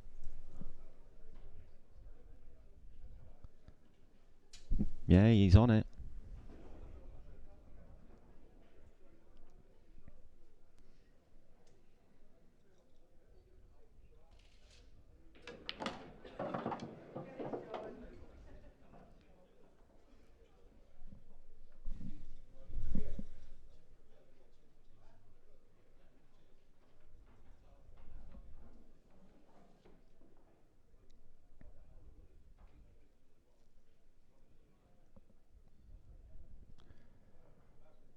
Good crowd here for this match.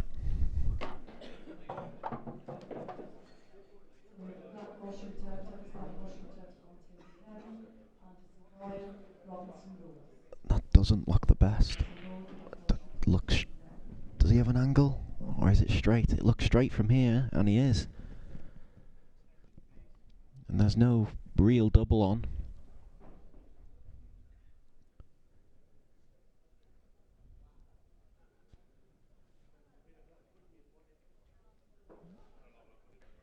The 8 ball might go into the top left if he screws it back, maybe.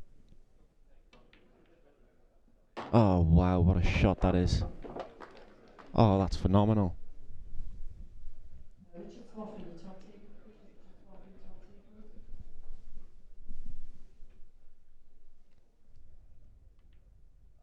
Oh, he's had a slide there.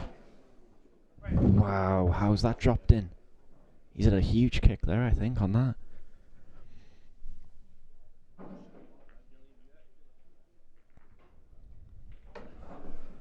Let's just take a look at that again, if we can. Oh, that's a great shot, that is, isn't it? Such vision to see something like that. Little tap of the leg. Yeah, the way the sides took on the black, he's had a kick there.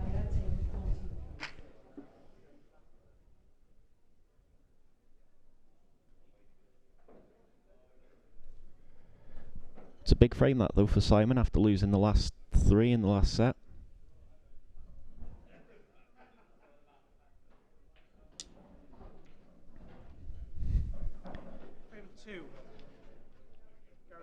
Once again, I see people in the chat saying, "Oh my God, Wardy." The man's just a human highlight reel. It's ridiculous.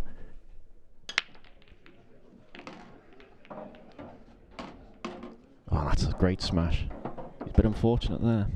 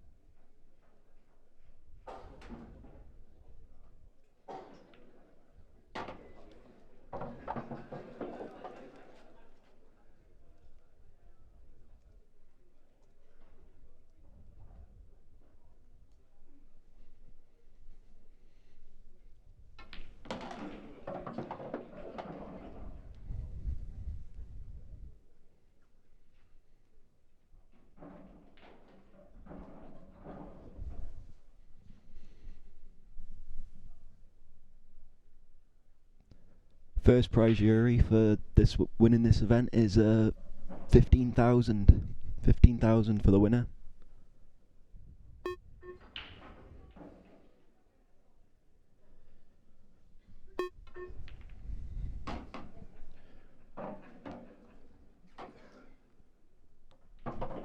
Still some work to do here.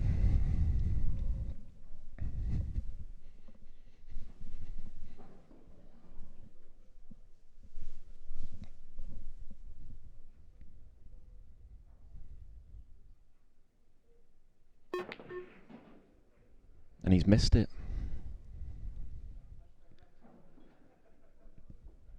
I don't think that red passes the...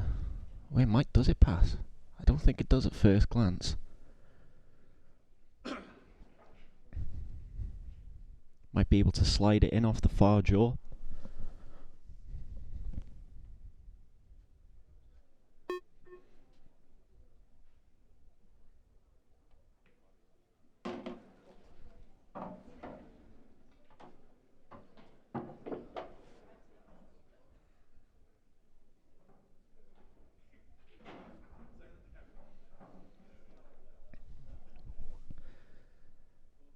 Yeah, I think he's just running into that red. You want to run into it half ball. Oh, he's come around the back.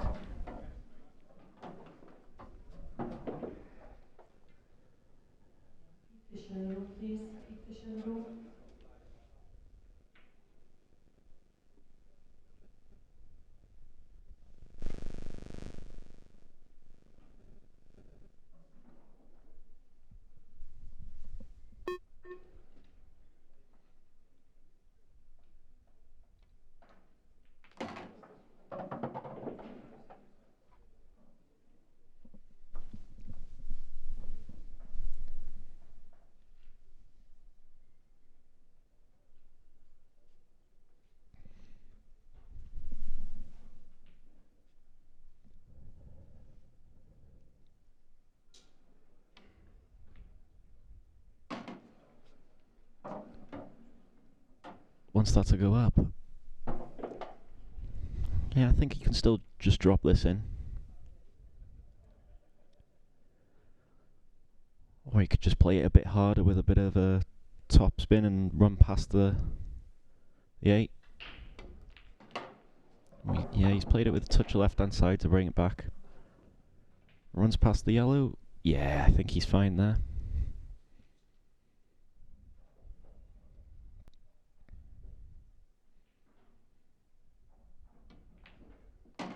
Yeah, it's a nice finish there from Simon. Frame.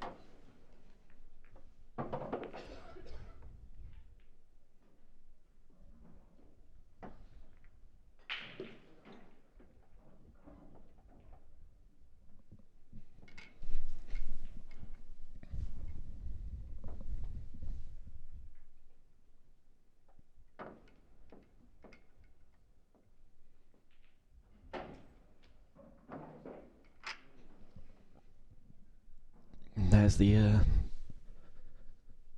women's semi-final. Kira's pinched the next 2 frames.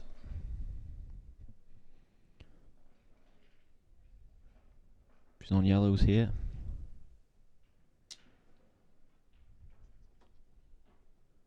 It's a great double. Doesn't look like she's got much on that yellow either.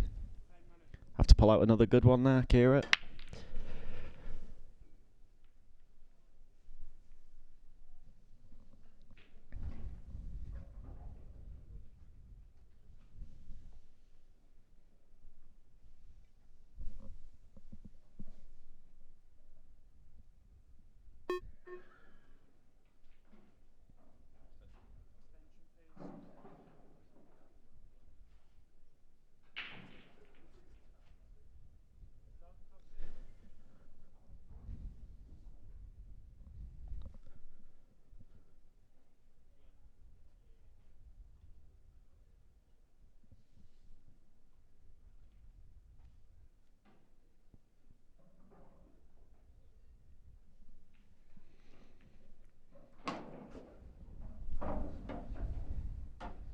Yeah, it's a nice opener there.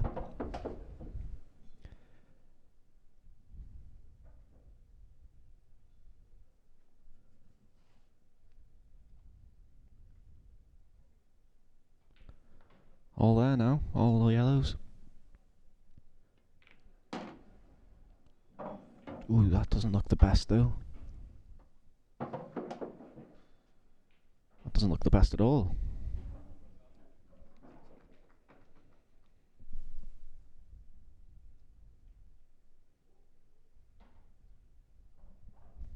You'd like that shot back.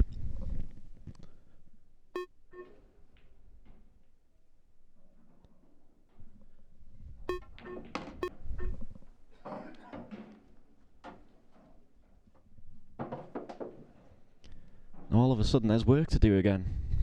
Got to come back up the table for that yellow now. You might screw this yellow in and come back up the top. Looks like he's just stunning down table. No, he is screwing back. Doesn't want to be straight. And he's close to the cushion, so he's going to leave himself a long yellow.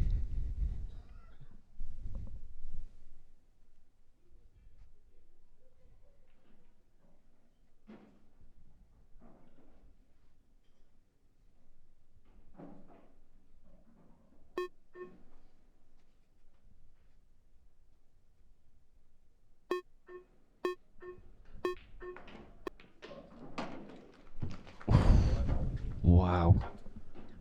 Wow. Huge kick. Just stop the white dead. Might be a total this as well. Or can he just clip that yellow on the left hand side?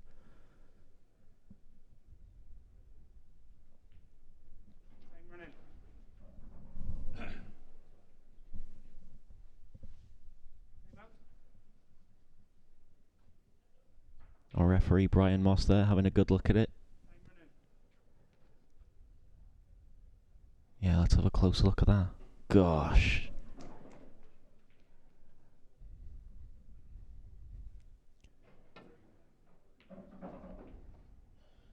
It's a good hit, but might be a turning point that as well. He's gone second favourite for this frame now.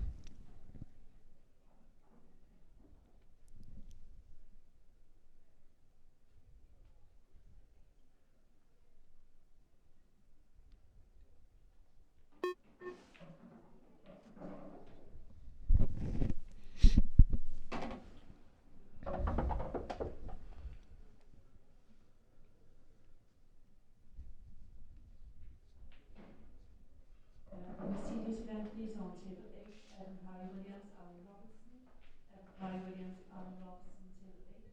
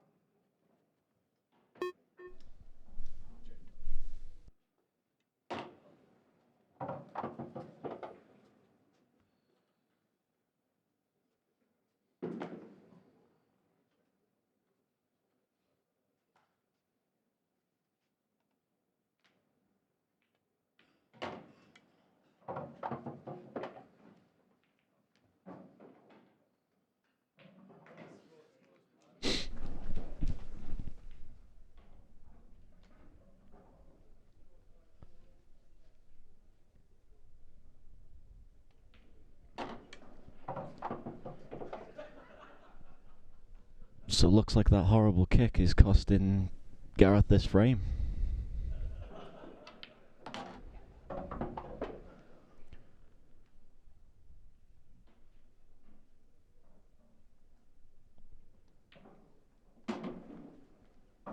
This shot to go 3-0 up in this set.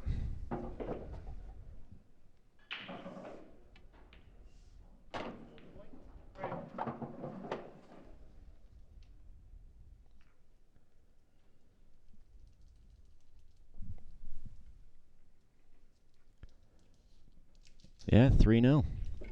Set number 4.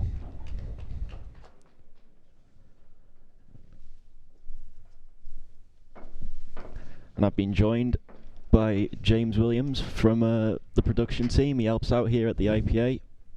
You alright, James? Yeah, not so bad.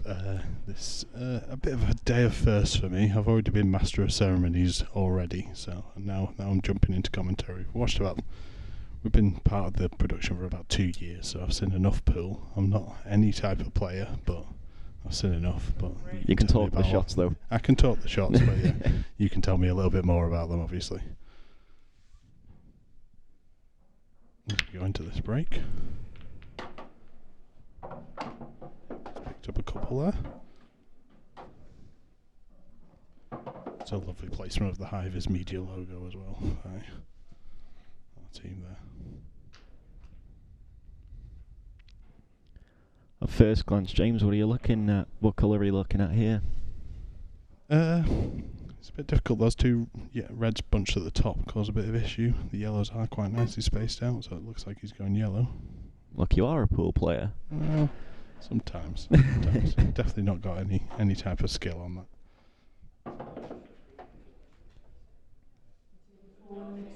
What about yourself? You've had a reasonable weekend? Yeah. Knocking out reigning world champion. Yeah, it was a very good win for myself, to be fair. Clint wasn't at the races, and he had a bit of bad running parts. I lost to Andy Crowsdale yesterday, who's now in the semi-finals. Yeah, Crowies can be brutal. Like, he really can. Well, it's going. It was a brutal match. Yeah. And in this set format, it's very brutal. Yeah. We laugh about it. Our replay up has steam coming off his fingers when Crowie's at the table, because he can clear up in about a minute sometimes. He's very good. I mean, I'm very looking forward to seeing Jake Newlove. He's been butchering people, as per his nickname. Yeah. I know he didn't drop a set until the third round, I think. He won all of his qualifiers 3-0. So. Yeah, against Swaffy, I think that was. And then he beat Farnsworth last night. So, world number one either way. We do have a laugh on internally. We've produced a load of graphics and videos, and there's only Gareth Hibbott left on any of those. But could he be going out? Because I was chatting to Matt Boyle just before I came over, and Simon Ward seems to just pick up momentum. I've noticed he starts quite slowly, and then he just picks up. Yeah. What happened in this game? Yeah, it's they both played well in patches. Not that they played poor, but just one shot here and there, and it's flipped the sets on their heads. But he's had the white ball cleaned again there. He must have had another kick, I'm guessing. And Dale's asked what could be causing the kicks. Sometimes it'll be the chalk left on the cue ball. You see a lot of players now using the Towham chalk, which leaves less the chalk dust on the cue ball, so reduces the amount of kicks you get. But right, you're thinking it's rather expensive chalk as well. Yeah, it's along the lines of £15. Wow. But it's circular, so you can't say a block. It's like 15 quid a sphere. Nice.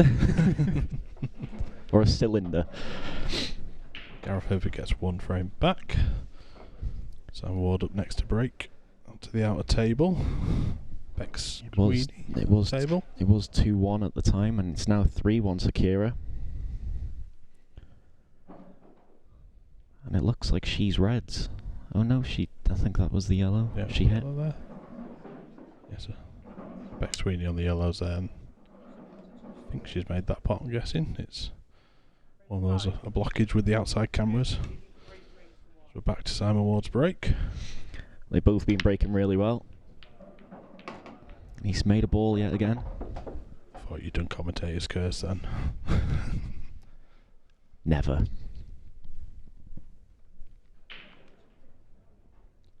So I'm going to flip it to you now. Which colour would you take out of what's Oh, don't ask me this. I'm meant to be the pool player here. I think he's gonna go. I think he'll go yellows from here. The red right at the top of the table.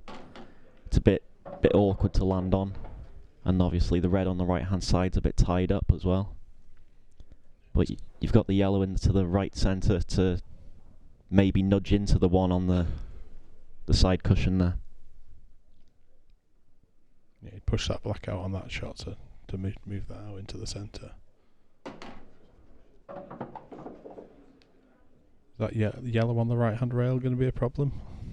Is anything a problem for Simon Ward after yesterday? Gosh, I think every ball was a problem in that finish he did, and he didn't make it look a problem, did he? No. I did enjoy how viral that's gone, particularly on Facebook. Even Mark Boyle's commenting saying, "Leave me alone."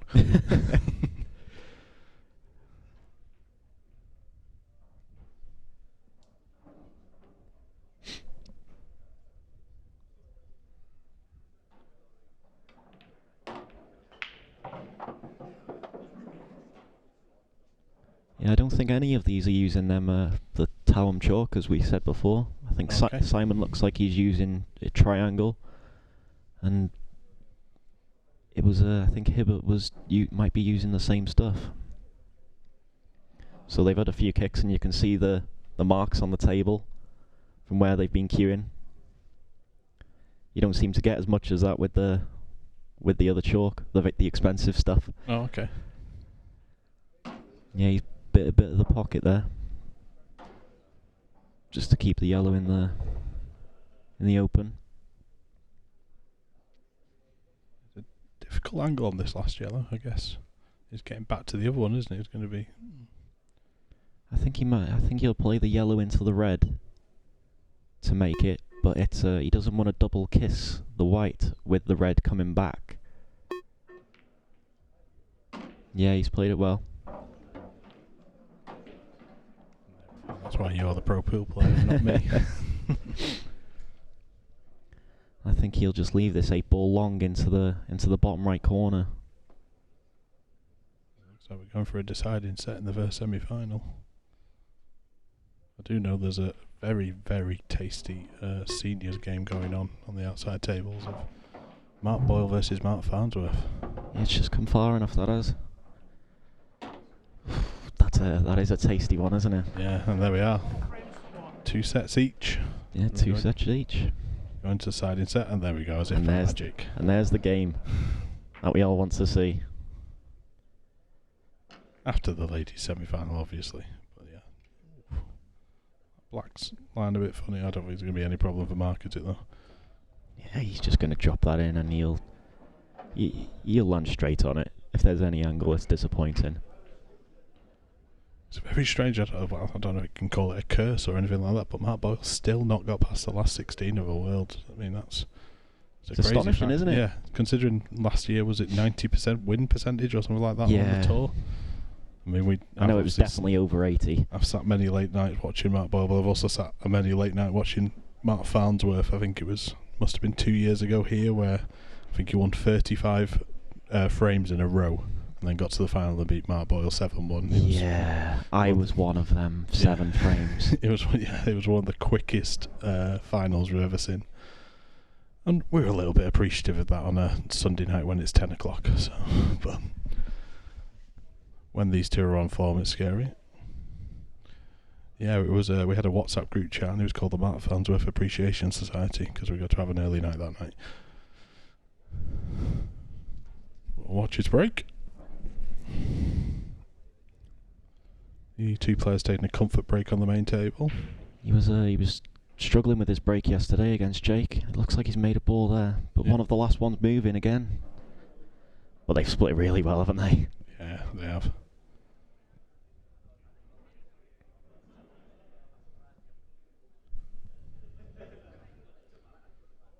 What's your favourite dessert, Liam? That's what's being asked in the chat. That's my dad. Yeah. He knows what it is. He knows I love rhubarb and custard.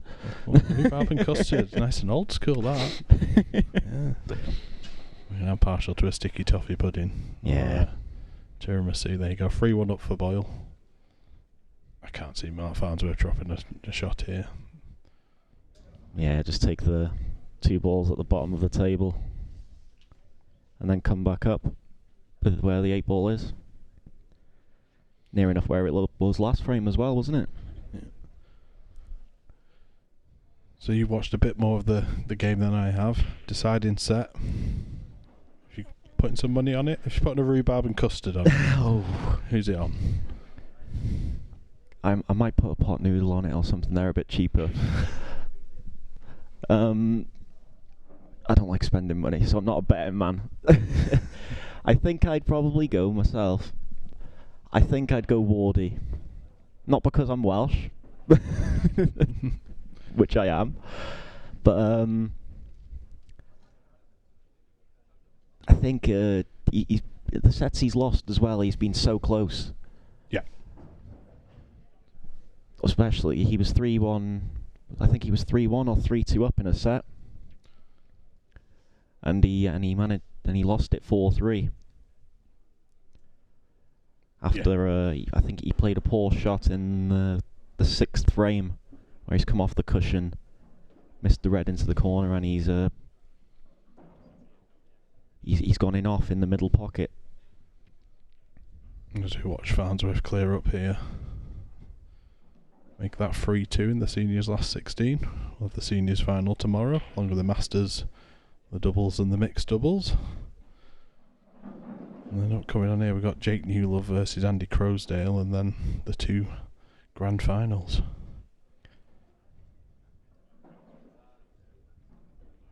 Yeah, I lost to Andy Crosdale yesterday, and the match was some standard. In 24 frames, there was 18 dishes, including reverse finishes. Wow. I had 7 and he had 11. Fantastic. And then, obviously, you beat Clint the other day. It was a big win. It was 3-0, wasn't it, as well? Yeah. There was a lot going on at that time. I think Mark Farnsworth was down to a deciding set at that stage, and I think Andy Crosdale was a deciding set as well against Scott Anderson. It was all happening at the same time. Yeah, I think that was a decider, wasn't it? That was a final ball, and apparently Andy Crosdale's shot was better than Mark Farnsworth's shot, which we didn't see.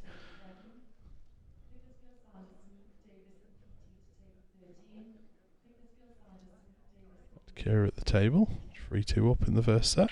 Back's pulled a frame back.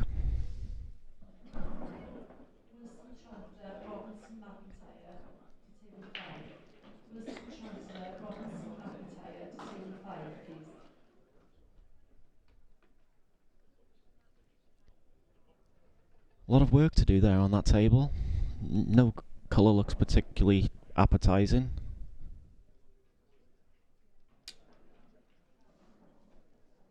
Thank you, everyone. Match is tied at 2 sets. Match is back underway with Gareth Hibbott to break. And there's a poll in the chat: who wins it all from here? Who's going to the final? Gareth Hibbott. I'll put in one of the first votes, and I've put in Simon Ward. I will remain impartial, but if Gareth Hibbott carries on breaking like that, wow. The question is, what colour are you going from here, mate? I think we'd stick with the reds. I mean, he's put 3 of them in the pocket already, so... Is it 3 or is it 2? It's 2, but yeah. It's 2. Although those yellows bunched up at the bottom. Yellows are really nice. Yeah. Just wants a nice clip here. Oh, he's found the gap. Yep, there you go. Pick at these ones at the bottom of the table now. And the one in the middle of the table, I think it might be your last ball.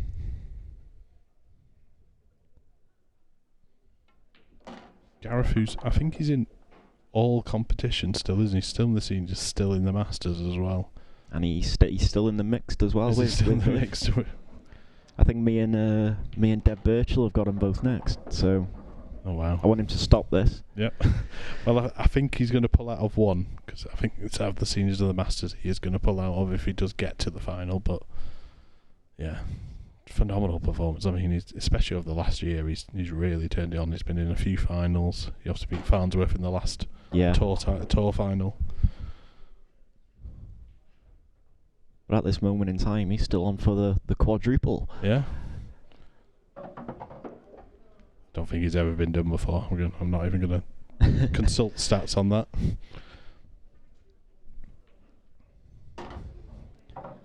Yeah.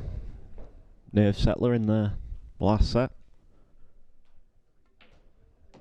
Oh. Now what have you got, Simon Ward? Exactly. think any dry breaks that come up now, they're going to be very, very decisive. Because they are both peaking at the right time.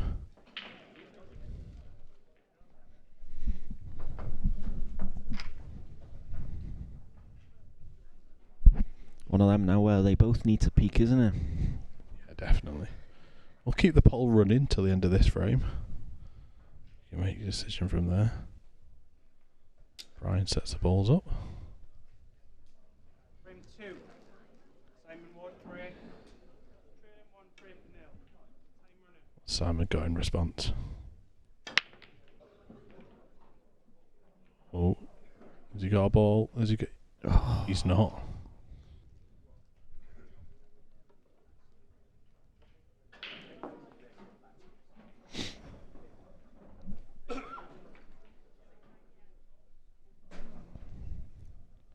Two very close in that top corner, but nothing else.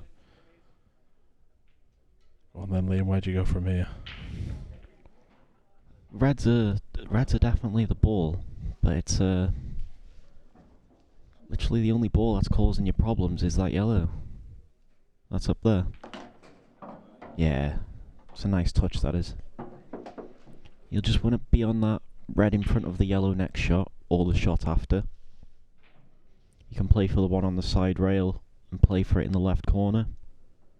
Or he can, where he was aiming there, just land sort of right in the middle of the baulk line. And just drop onto the one onto the side rail.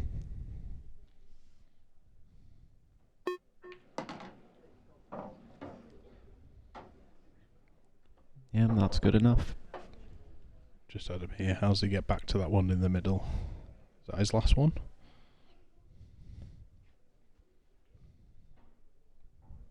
I think he'd like to be straight or straight-ish onto this one on the side rail, and he'll land on the one in the middle afterwards. But I don't think he will now. Yeah, I was going to say. Where are we on the... Yeah, that corner ball doesn't go now, does it? It might do. He'll take the top right corner now. Yep. And I think he'd like to play the one in the centre table next, but if not, he's coming down table. And it looks like he's coming down table now after that shot.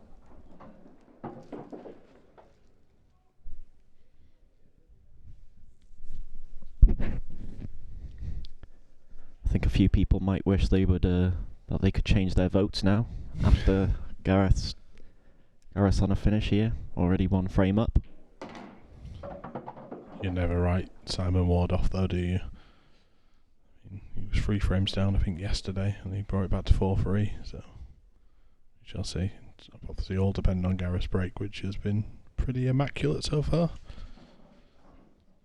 Yeah, he's caught a couple where they've all bunched together, but other than that, I think it's basically most breaks he's took. He's finished off of them.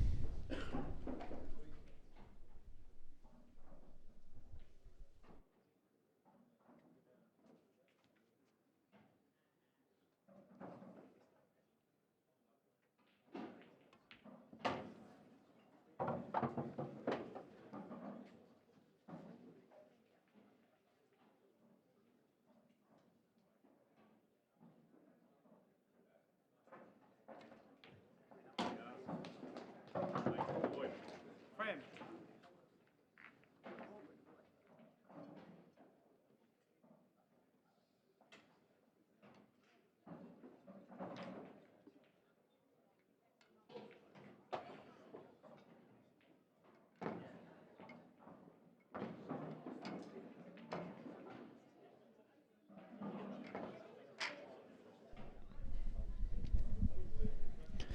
And there you go. 2-0 in the deciding set. Yeah, still finely poised here. And his break next as well, isn't it? Yeah, ladies' table. Frame 3. Gareth Hibbott, break. Leading 2 frames to nil. Time running. That looked like a bash of the balls, didn't it? So maybe Beck had 2 shots there. Yeah. Yeah, and he's only potted like the 4 balls again or whatever that is. It's greedy, isn't it? What a break that is.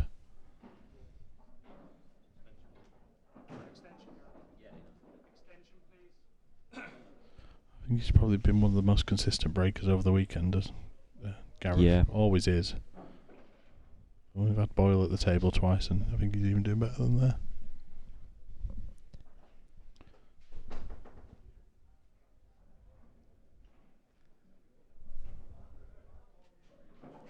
The vote, as it is a 50-50.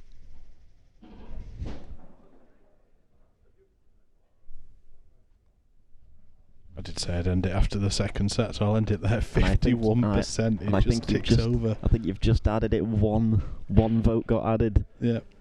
50 versus 49, because YouTube can't do maths, but 51% we'll say for Gareth Hibbott on that.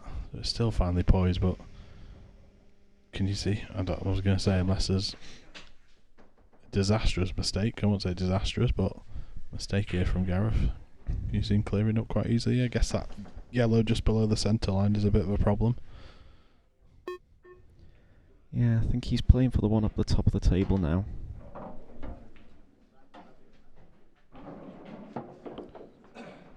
I think he'll be hoping to leave the bottom one of the 2 on the right hand side into the right centre if it goes. Because it's quite hard to find a path to the yellows into the bottom left for the cue ball. Oh, but that looks like it's gone wrong. Oh, and he's had a slice of fortune there. Yeah, puts his hand up as an apology. Now if that yellow does go into the right centre, that is very, very fortunate.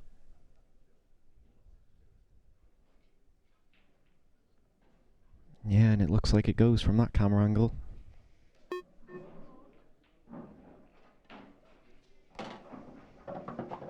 He's not come far enough though.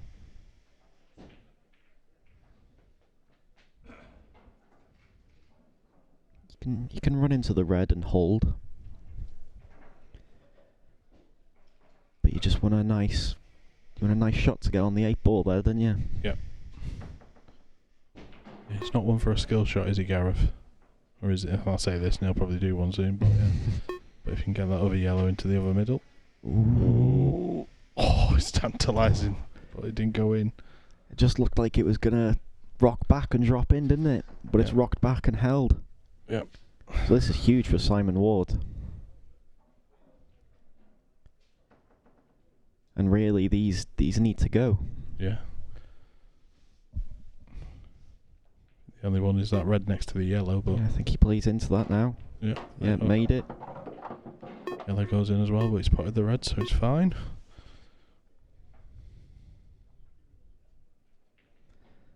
If that red passes into the bottom left corner, these could be gone. But with that yellow gone now, he's got a lot of insurance here as well.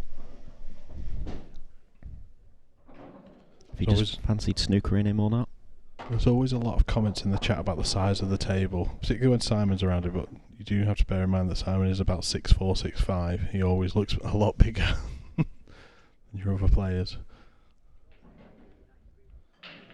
Yeah, he just played the containing shot, which it's probably... It's definitely the right shot, but I know a lot of players wouldn't have went for that. Yeah. I mean, that yellow goes, but I'm not saying how. It goes into every pocket apart from the one the red's covering. Yes. It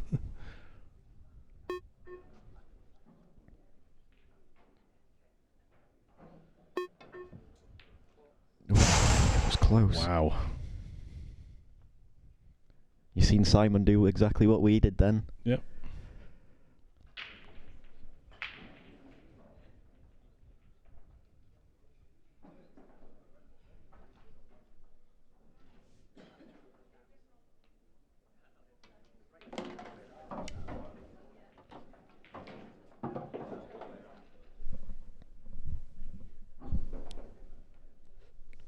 It might trickle in past the 8 ball into the corner.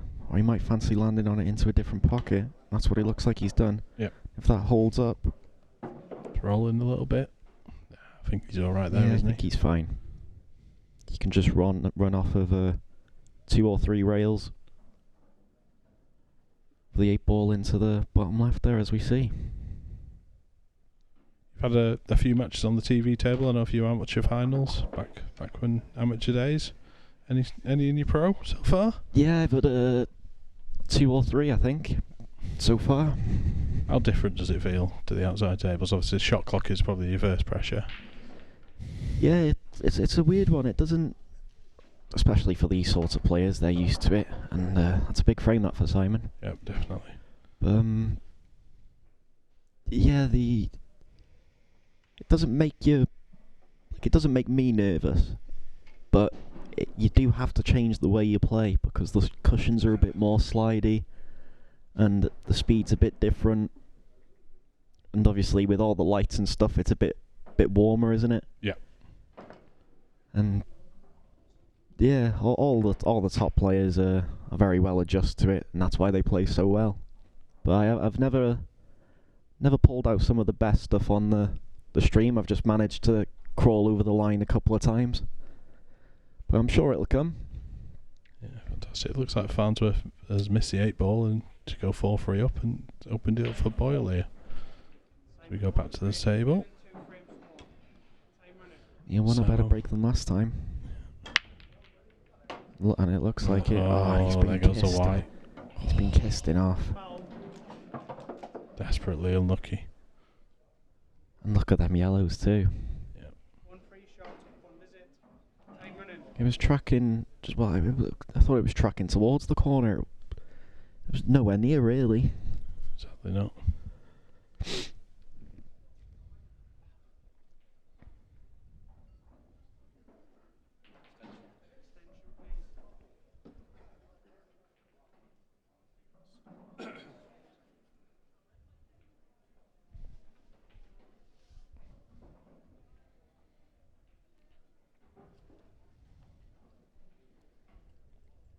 Just making sure here, Gareth, with his 2 shots. 1 free shot, 1 visit. And the ladies' semi-final still on that frame. So it's still 3-2 to Kira Whitcomb.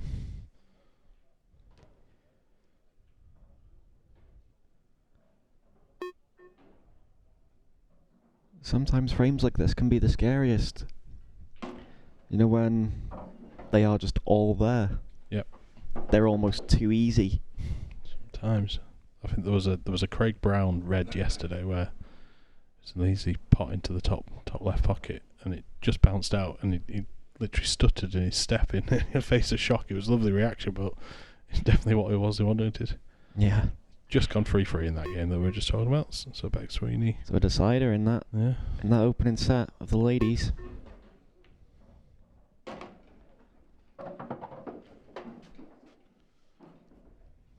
Gareth Hibbott looking to get 1 foot on the hill. That's what you call it, don't you? Yeah, if you're 1 frame away, you're on the hill. So he's probably already got 1 foot on the hill.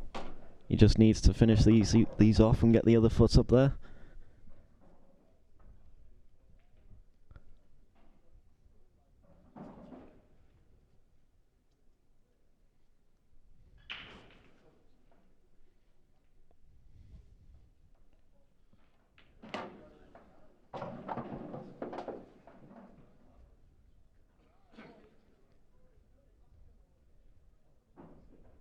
This is the 1 shot. Yep, there you go. It's done with ease, isn't it? Just doesn't seem to be any pressure on Gareth, does there, when he's at the table? Yeah, there never has been, is there? No. He's got one of the best temperaments in the game. Yeah. He's obviously made it to 2 finals and 1-1. Yeah. You wouldn't be able to tell if he was 2-0 up in sets, 3-0 up in frames, or if it was flipped on its head. And if he was down 2 sets and then 3 frames, he'd just look exactly the same. Yeah, exactly. Simon can only sit and watch now. It's Gareth's break next. I'm guessing Beck Sweeney's just missed a shot by that shake of the hand. But this is not a nice table. Yeah, it looked like she said kick as well, so maybe another one over there. I'm not saying you know all Welsh people, but do you know Kira and Beck quite well, or? I probably know Kira a bit better than I do know Beck. But obviously, I know they're both great players in their own right. I know Kira's coming on the tour for next year. She's done a couple of the amateur events this year. Or last year, should I say now. Oh, and the white's tracking again. Oh, there we are. And there you go, that's been repaid. Pure drama in There the you go. Pure Organic Drinks IPA World Championship semi-final. Got kicked twice there off the red. Yep.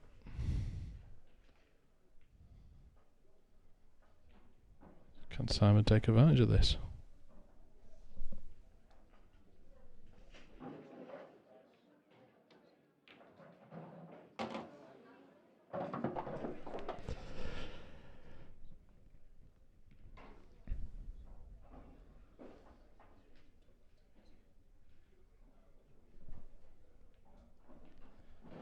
Right. Simon, 4 yellows. A break of his own, and he'll bring it back to 3-3 potentially. But as we know, nothing's ever easy. I can't see any of these balls being that difficult.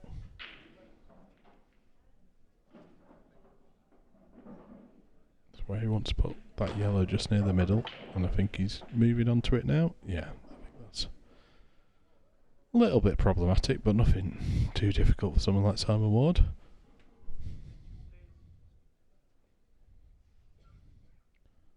Although will the white kick out to that red that's just next to it, Liam? Could that be the worry there? He's going for the fine edge on that one. Oh, there you go. If that runs a little bit more, he should be fine there. Oh yeah, no, yeah, he's fine there. Looking at the overhead. He just needs to screw it back a little bit. There you go.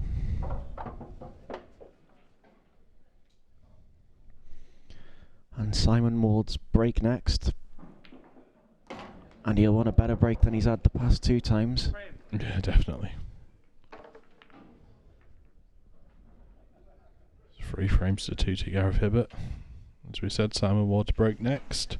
2 sets apiece. Coming up after this is Jake Newlove versus Andy Crowsdale, both in the first semi-finals they've ever reached. Jake Newlove is a qualifier, but he's been a qualifier for eternity, hasn't he? He got to a quarterfinal in about 2017 or 18, if I remember correctly. Yeah.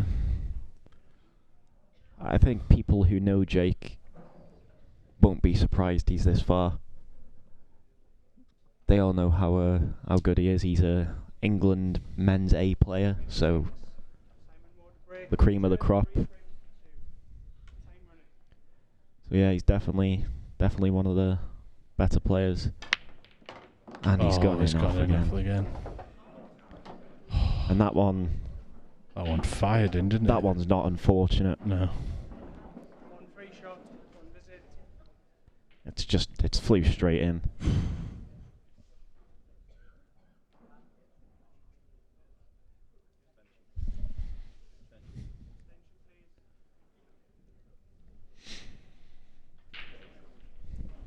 This happened last time. Gareth missed a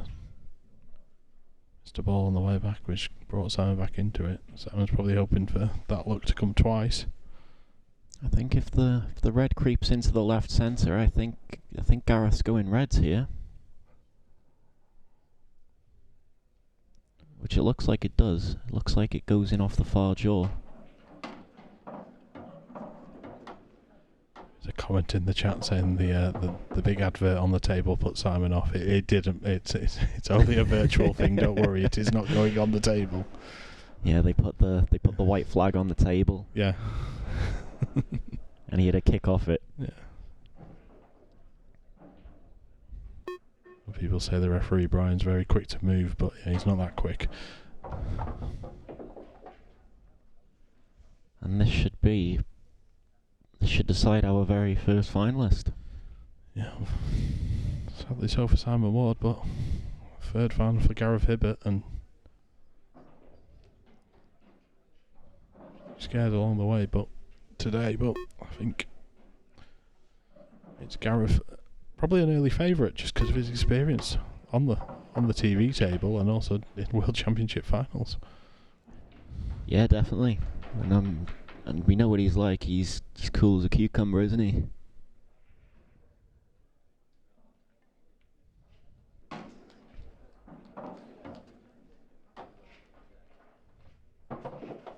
Three shots away.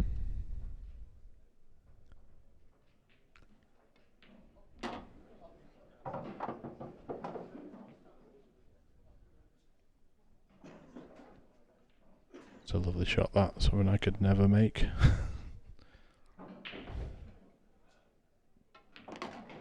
There you go. Rolls back onto the 8 ball. Yep. And just this simple 8 ball into the corner for our first finalist. There you go. Gareth Hibbott. 3-2. Into his third IPA World Championship final, which will be later on. We'll hear from him shortly. I'm sure we can have a pan over to the ladies match, but Gareth there, 3-2. Couple of scares along the way, but a couple of unfortunate breaks there from Simon Ward in that final set, and that's all she wrote, I'm afraid. Yeah, break the most important shot of a game, and it showed it there in the deciding set. And we got Mark Pickers standing by now with Gareth Hibbott. Wow, what an incredible semi-final that is. And Gareth, how are you feeling right now? How have you gone through all of that emotion and you're into a third world final? I'm feeling like, where's the bar, I think.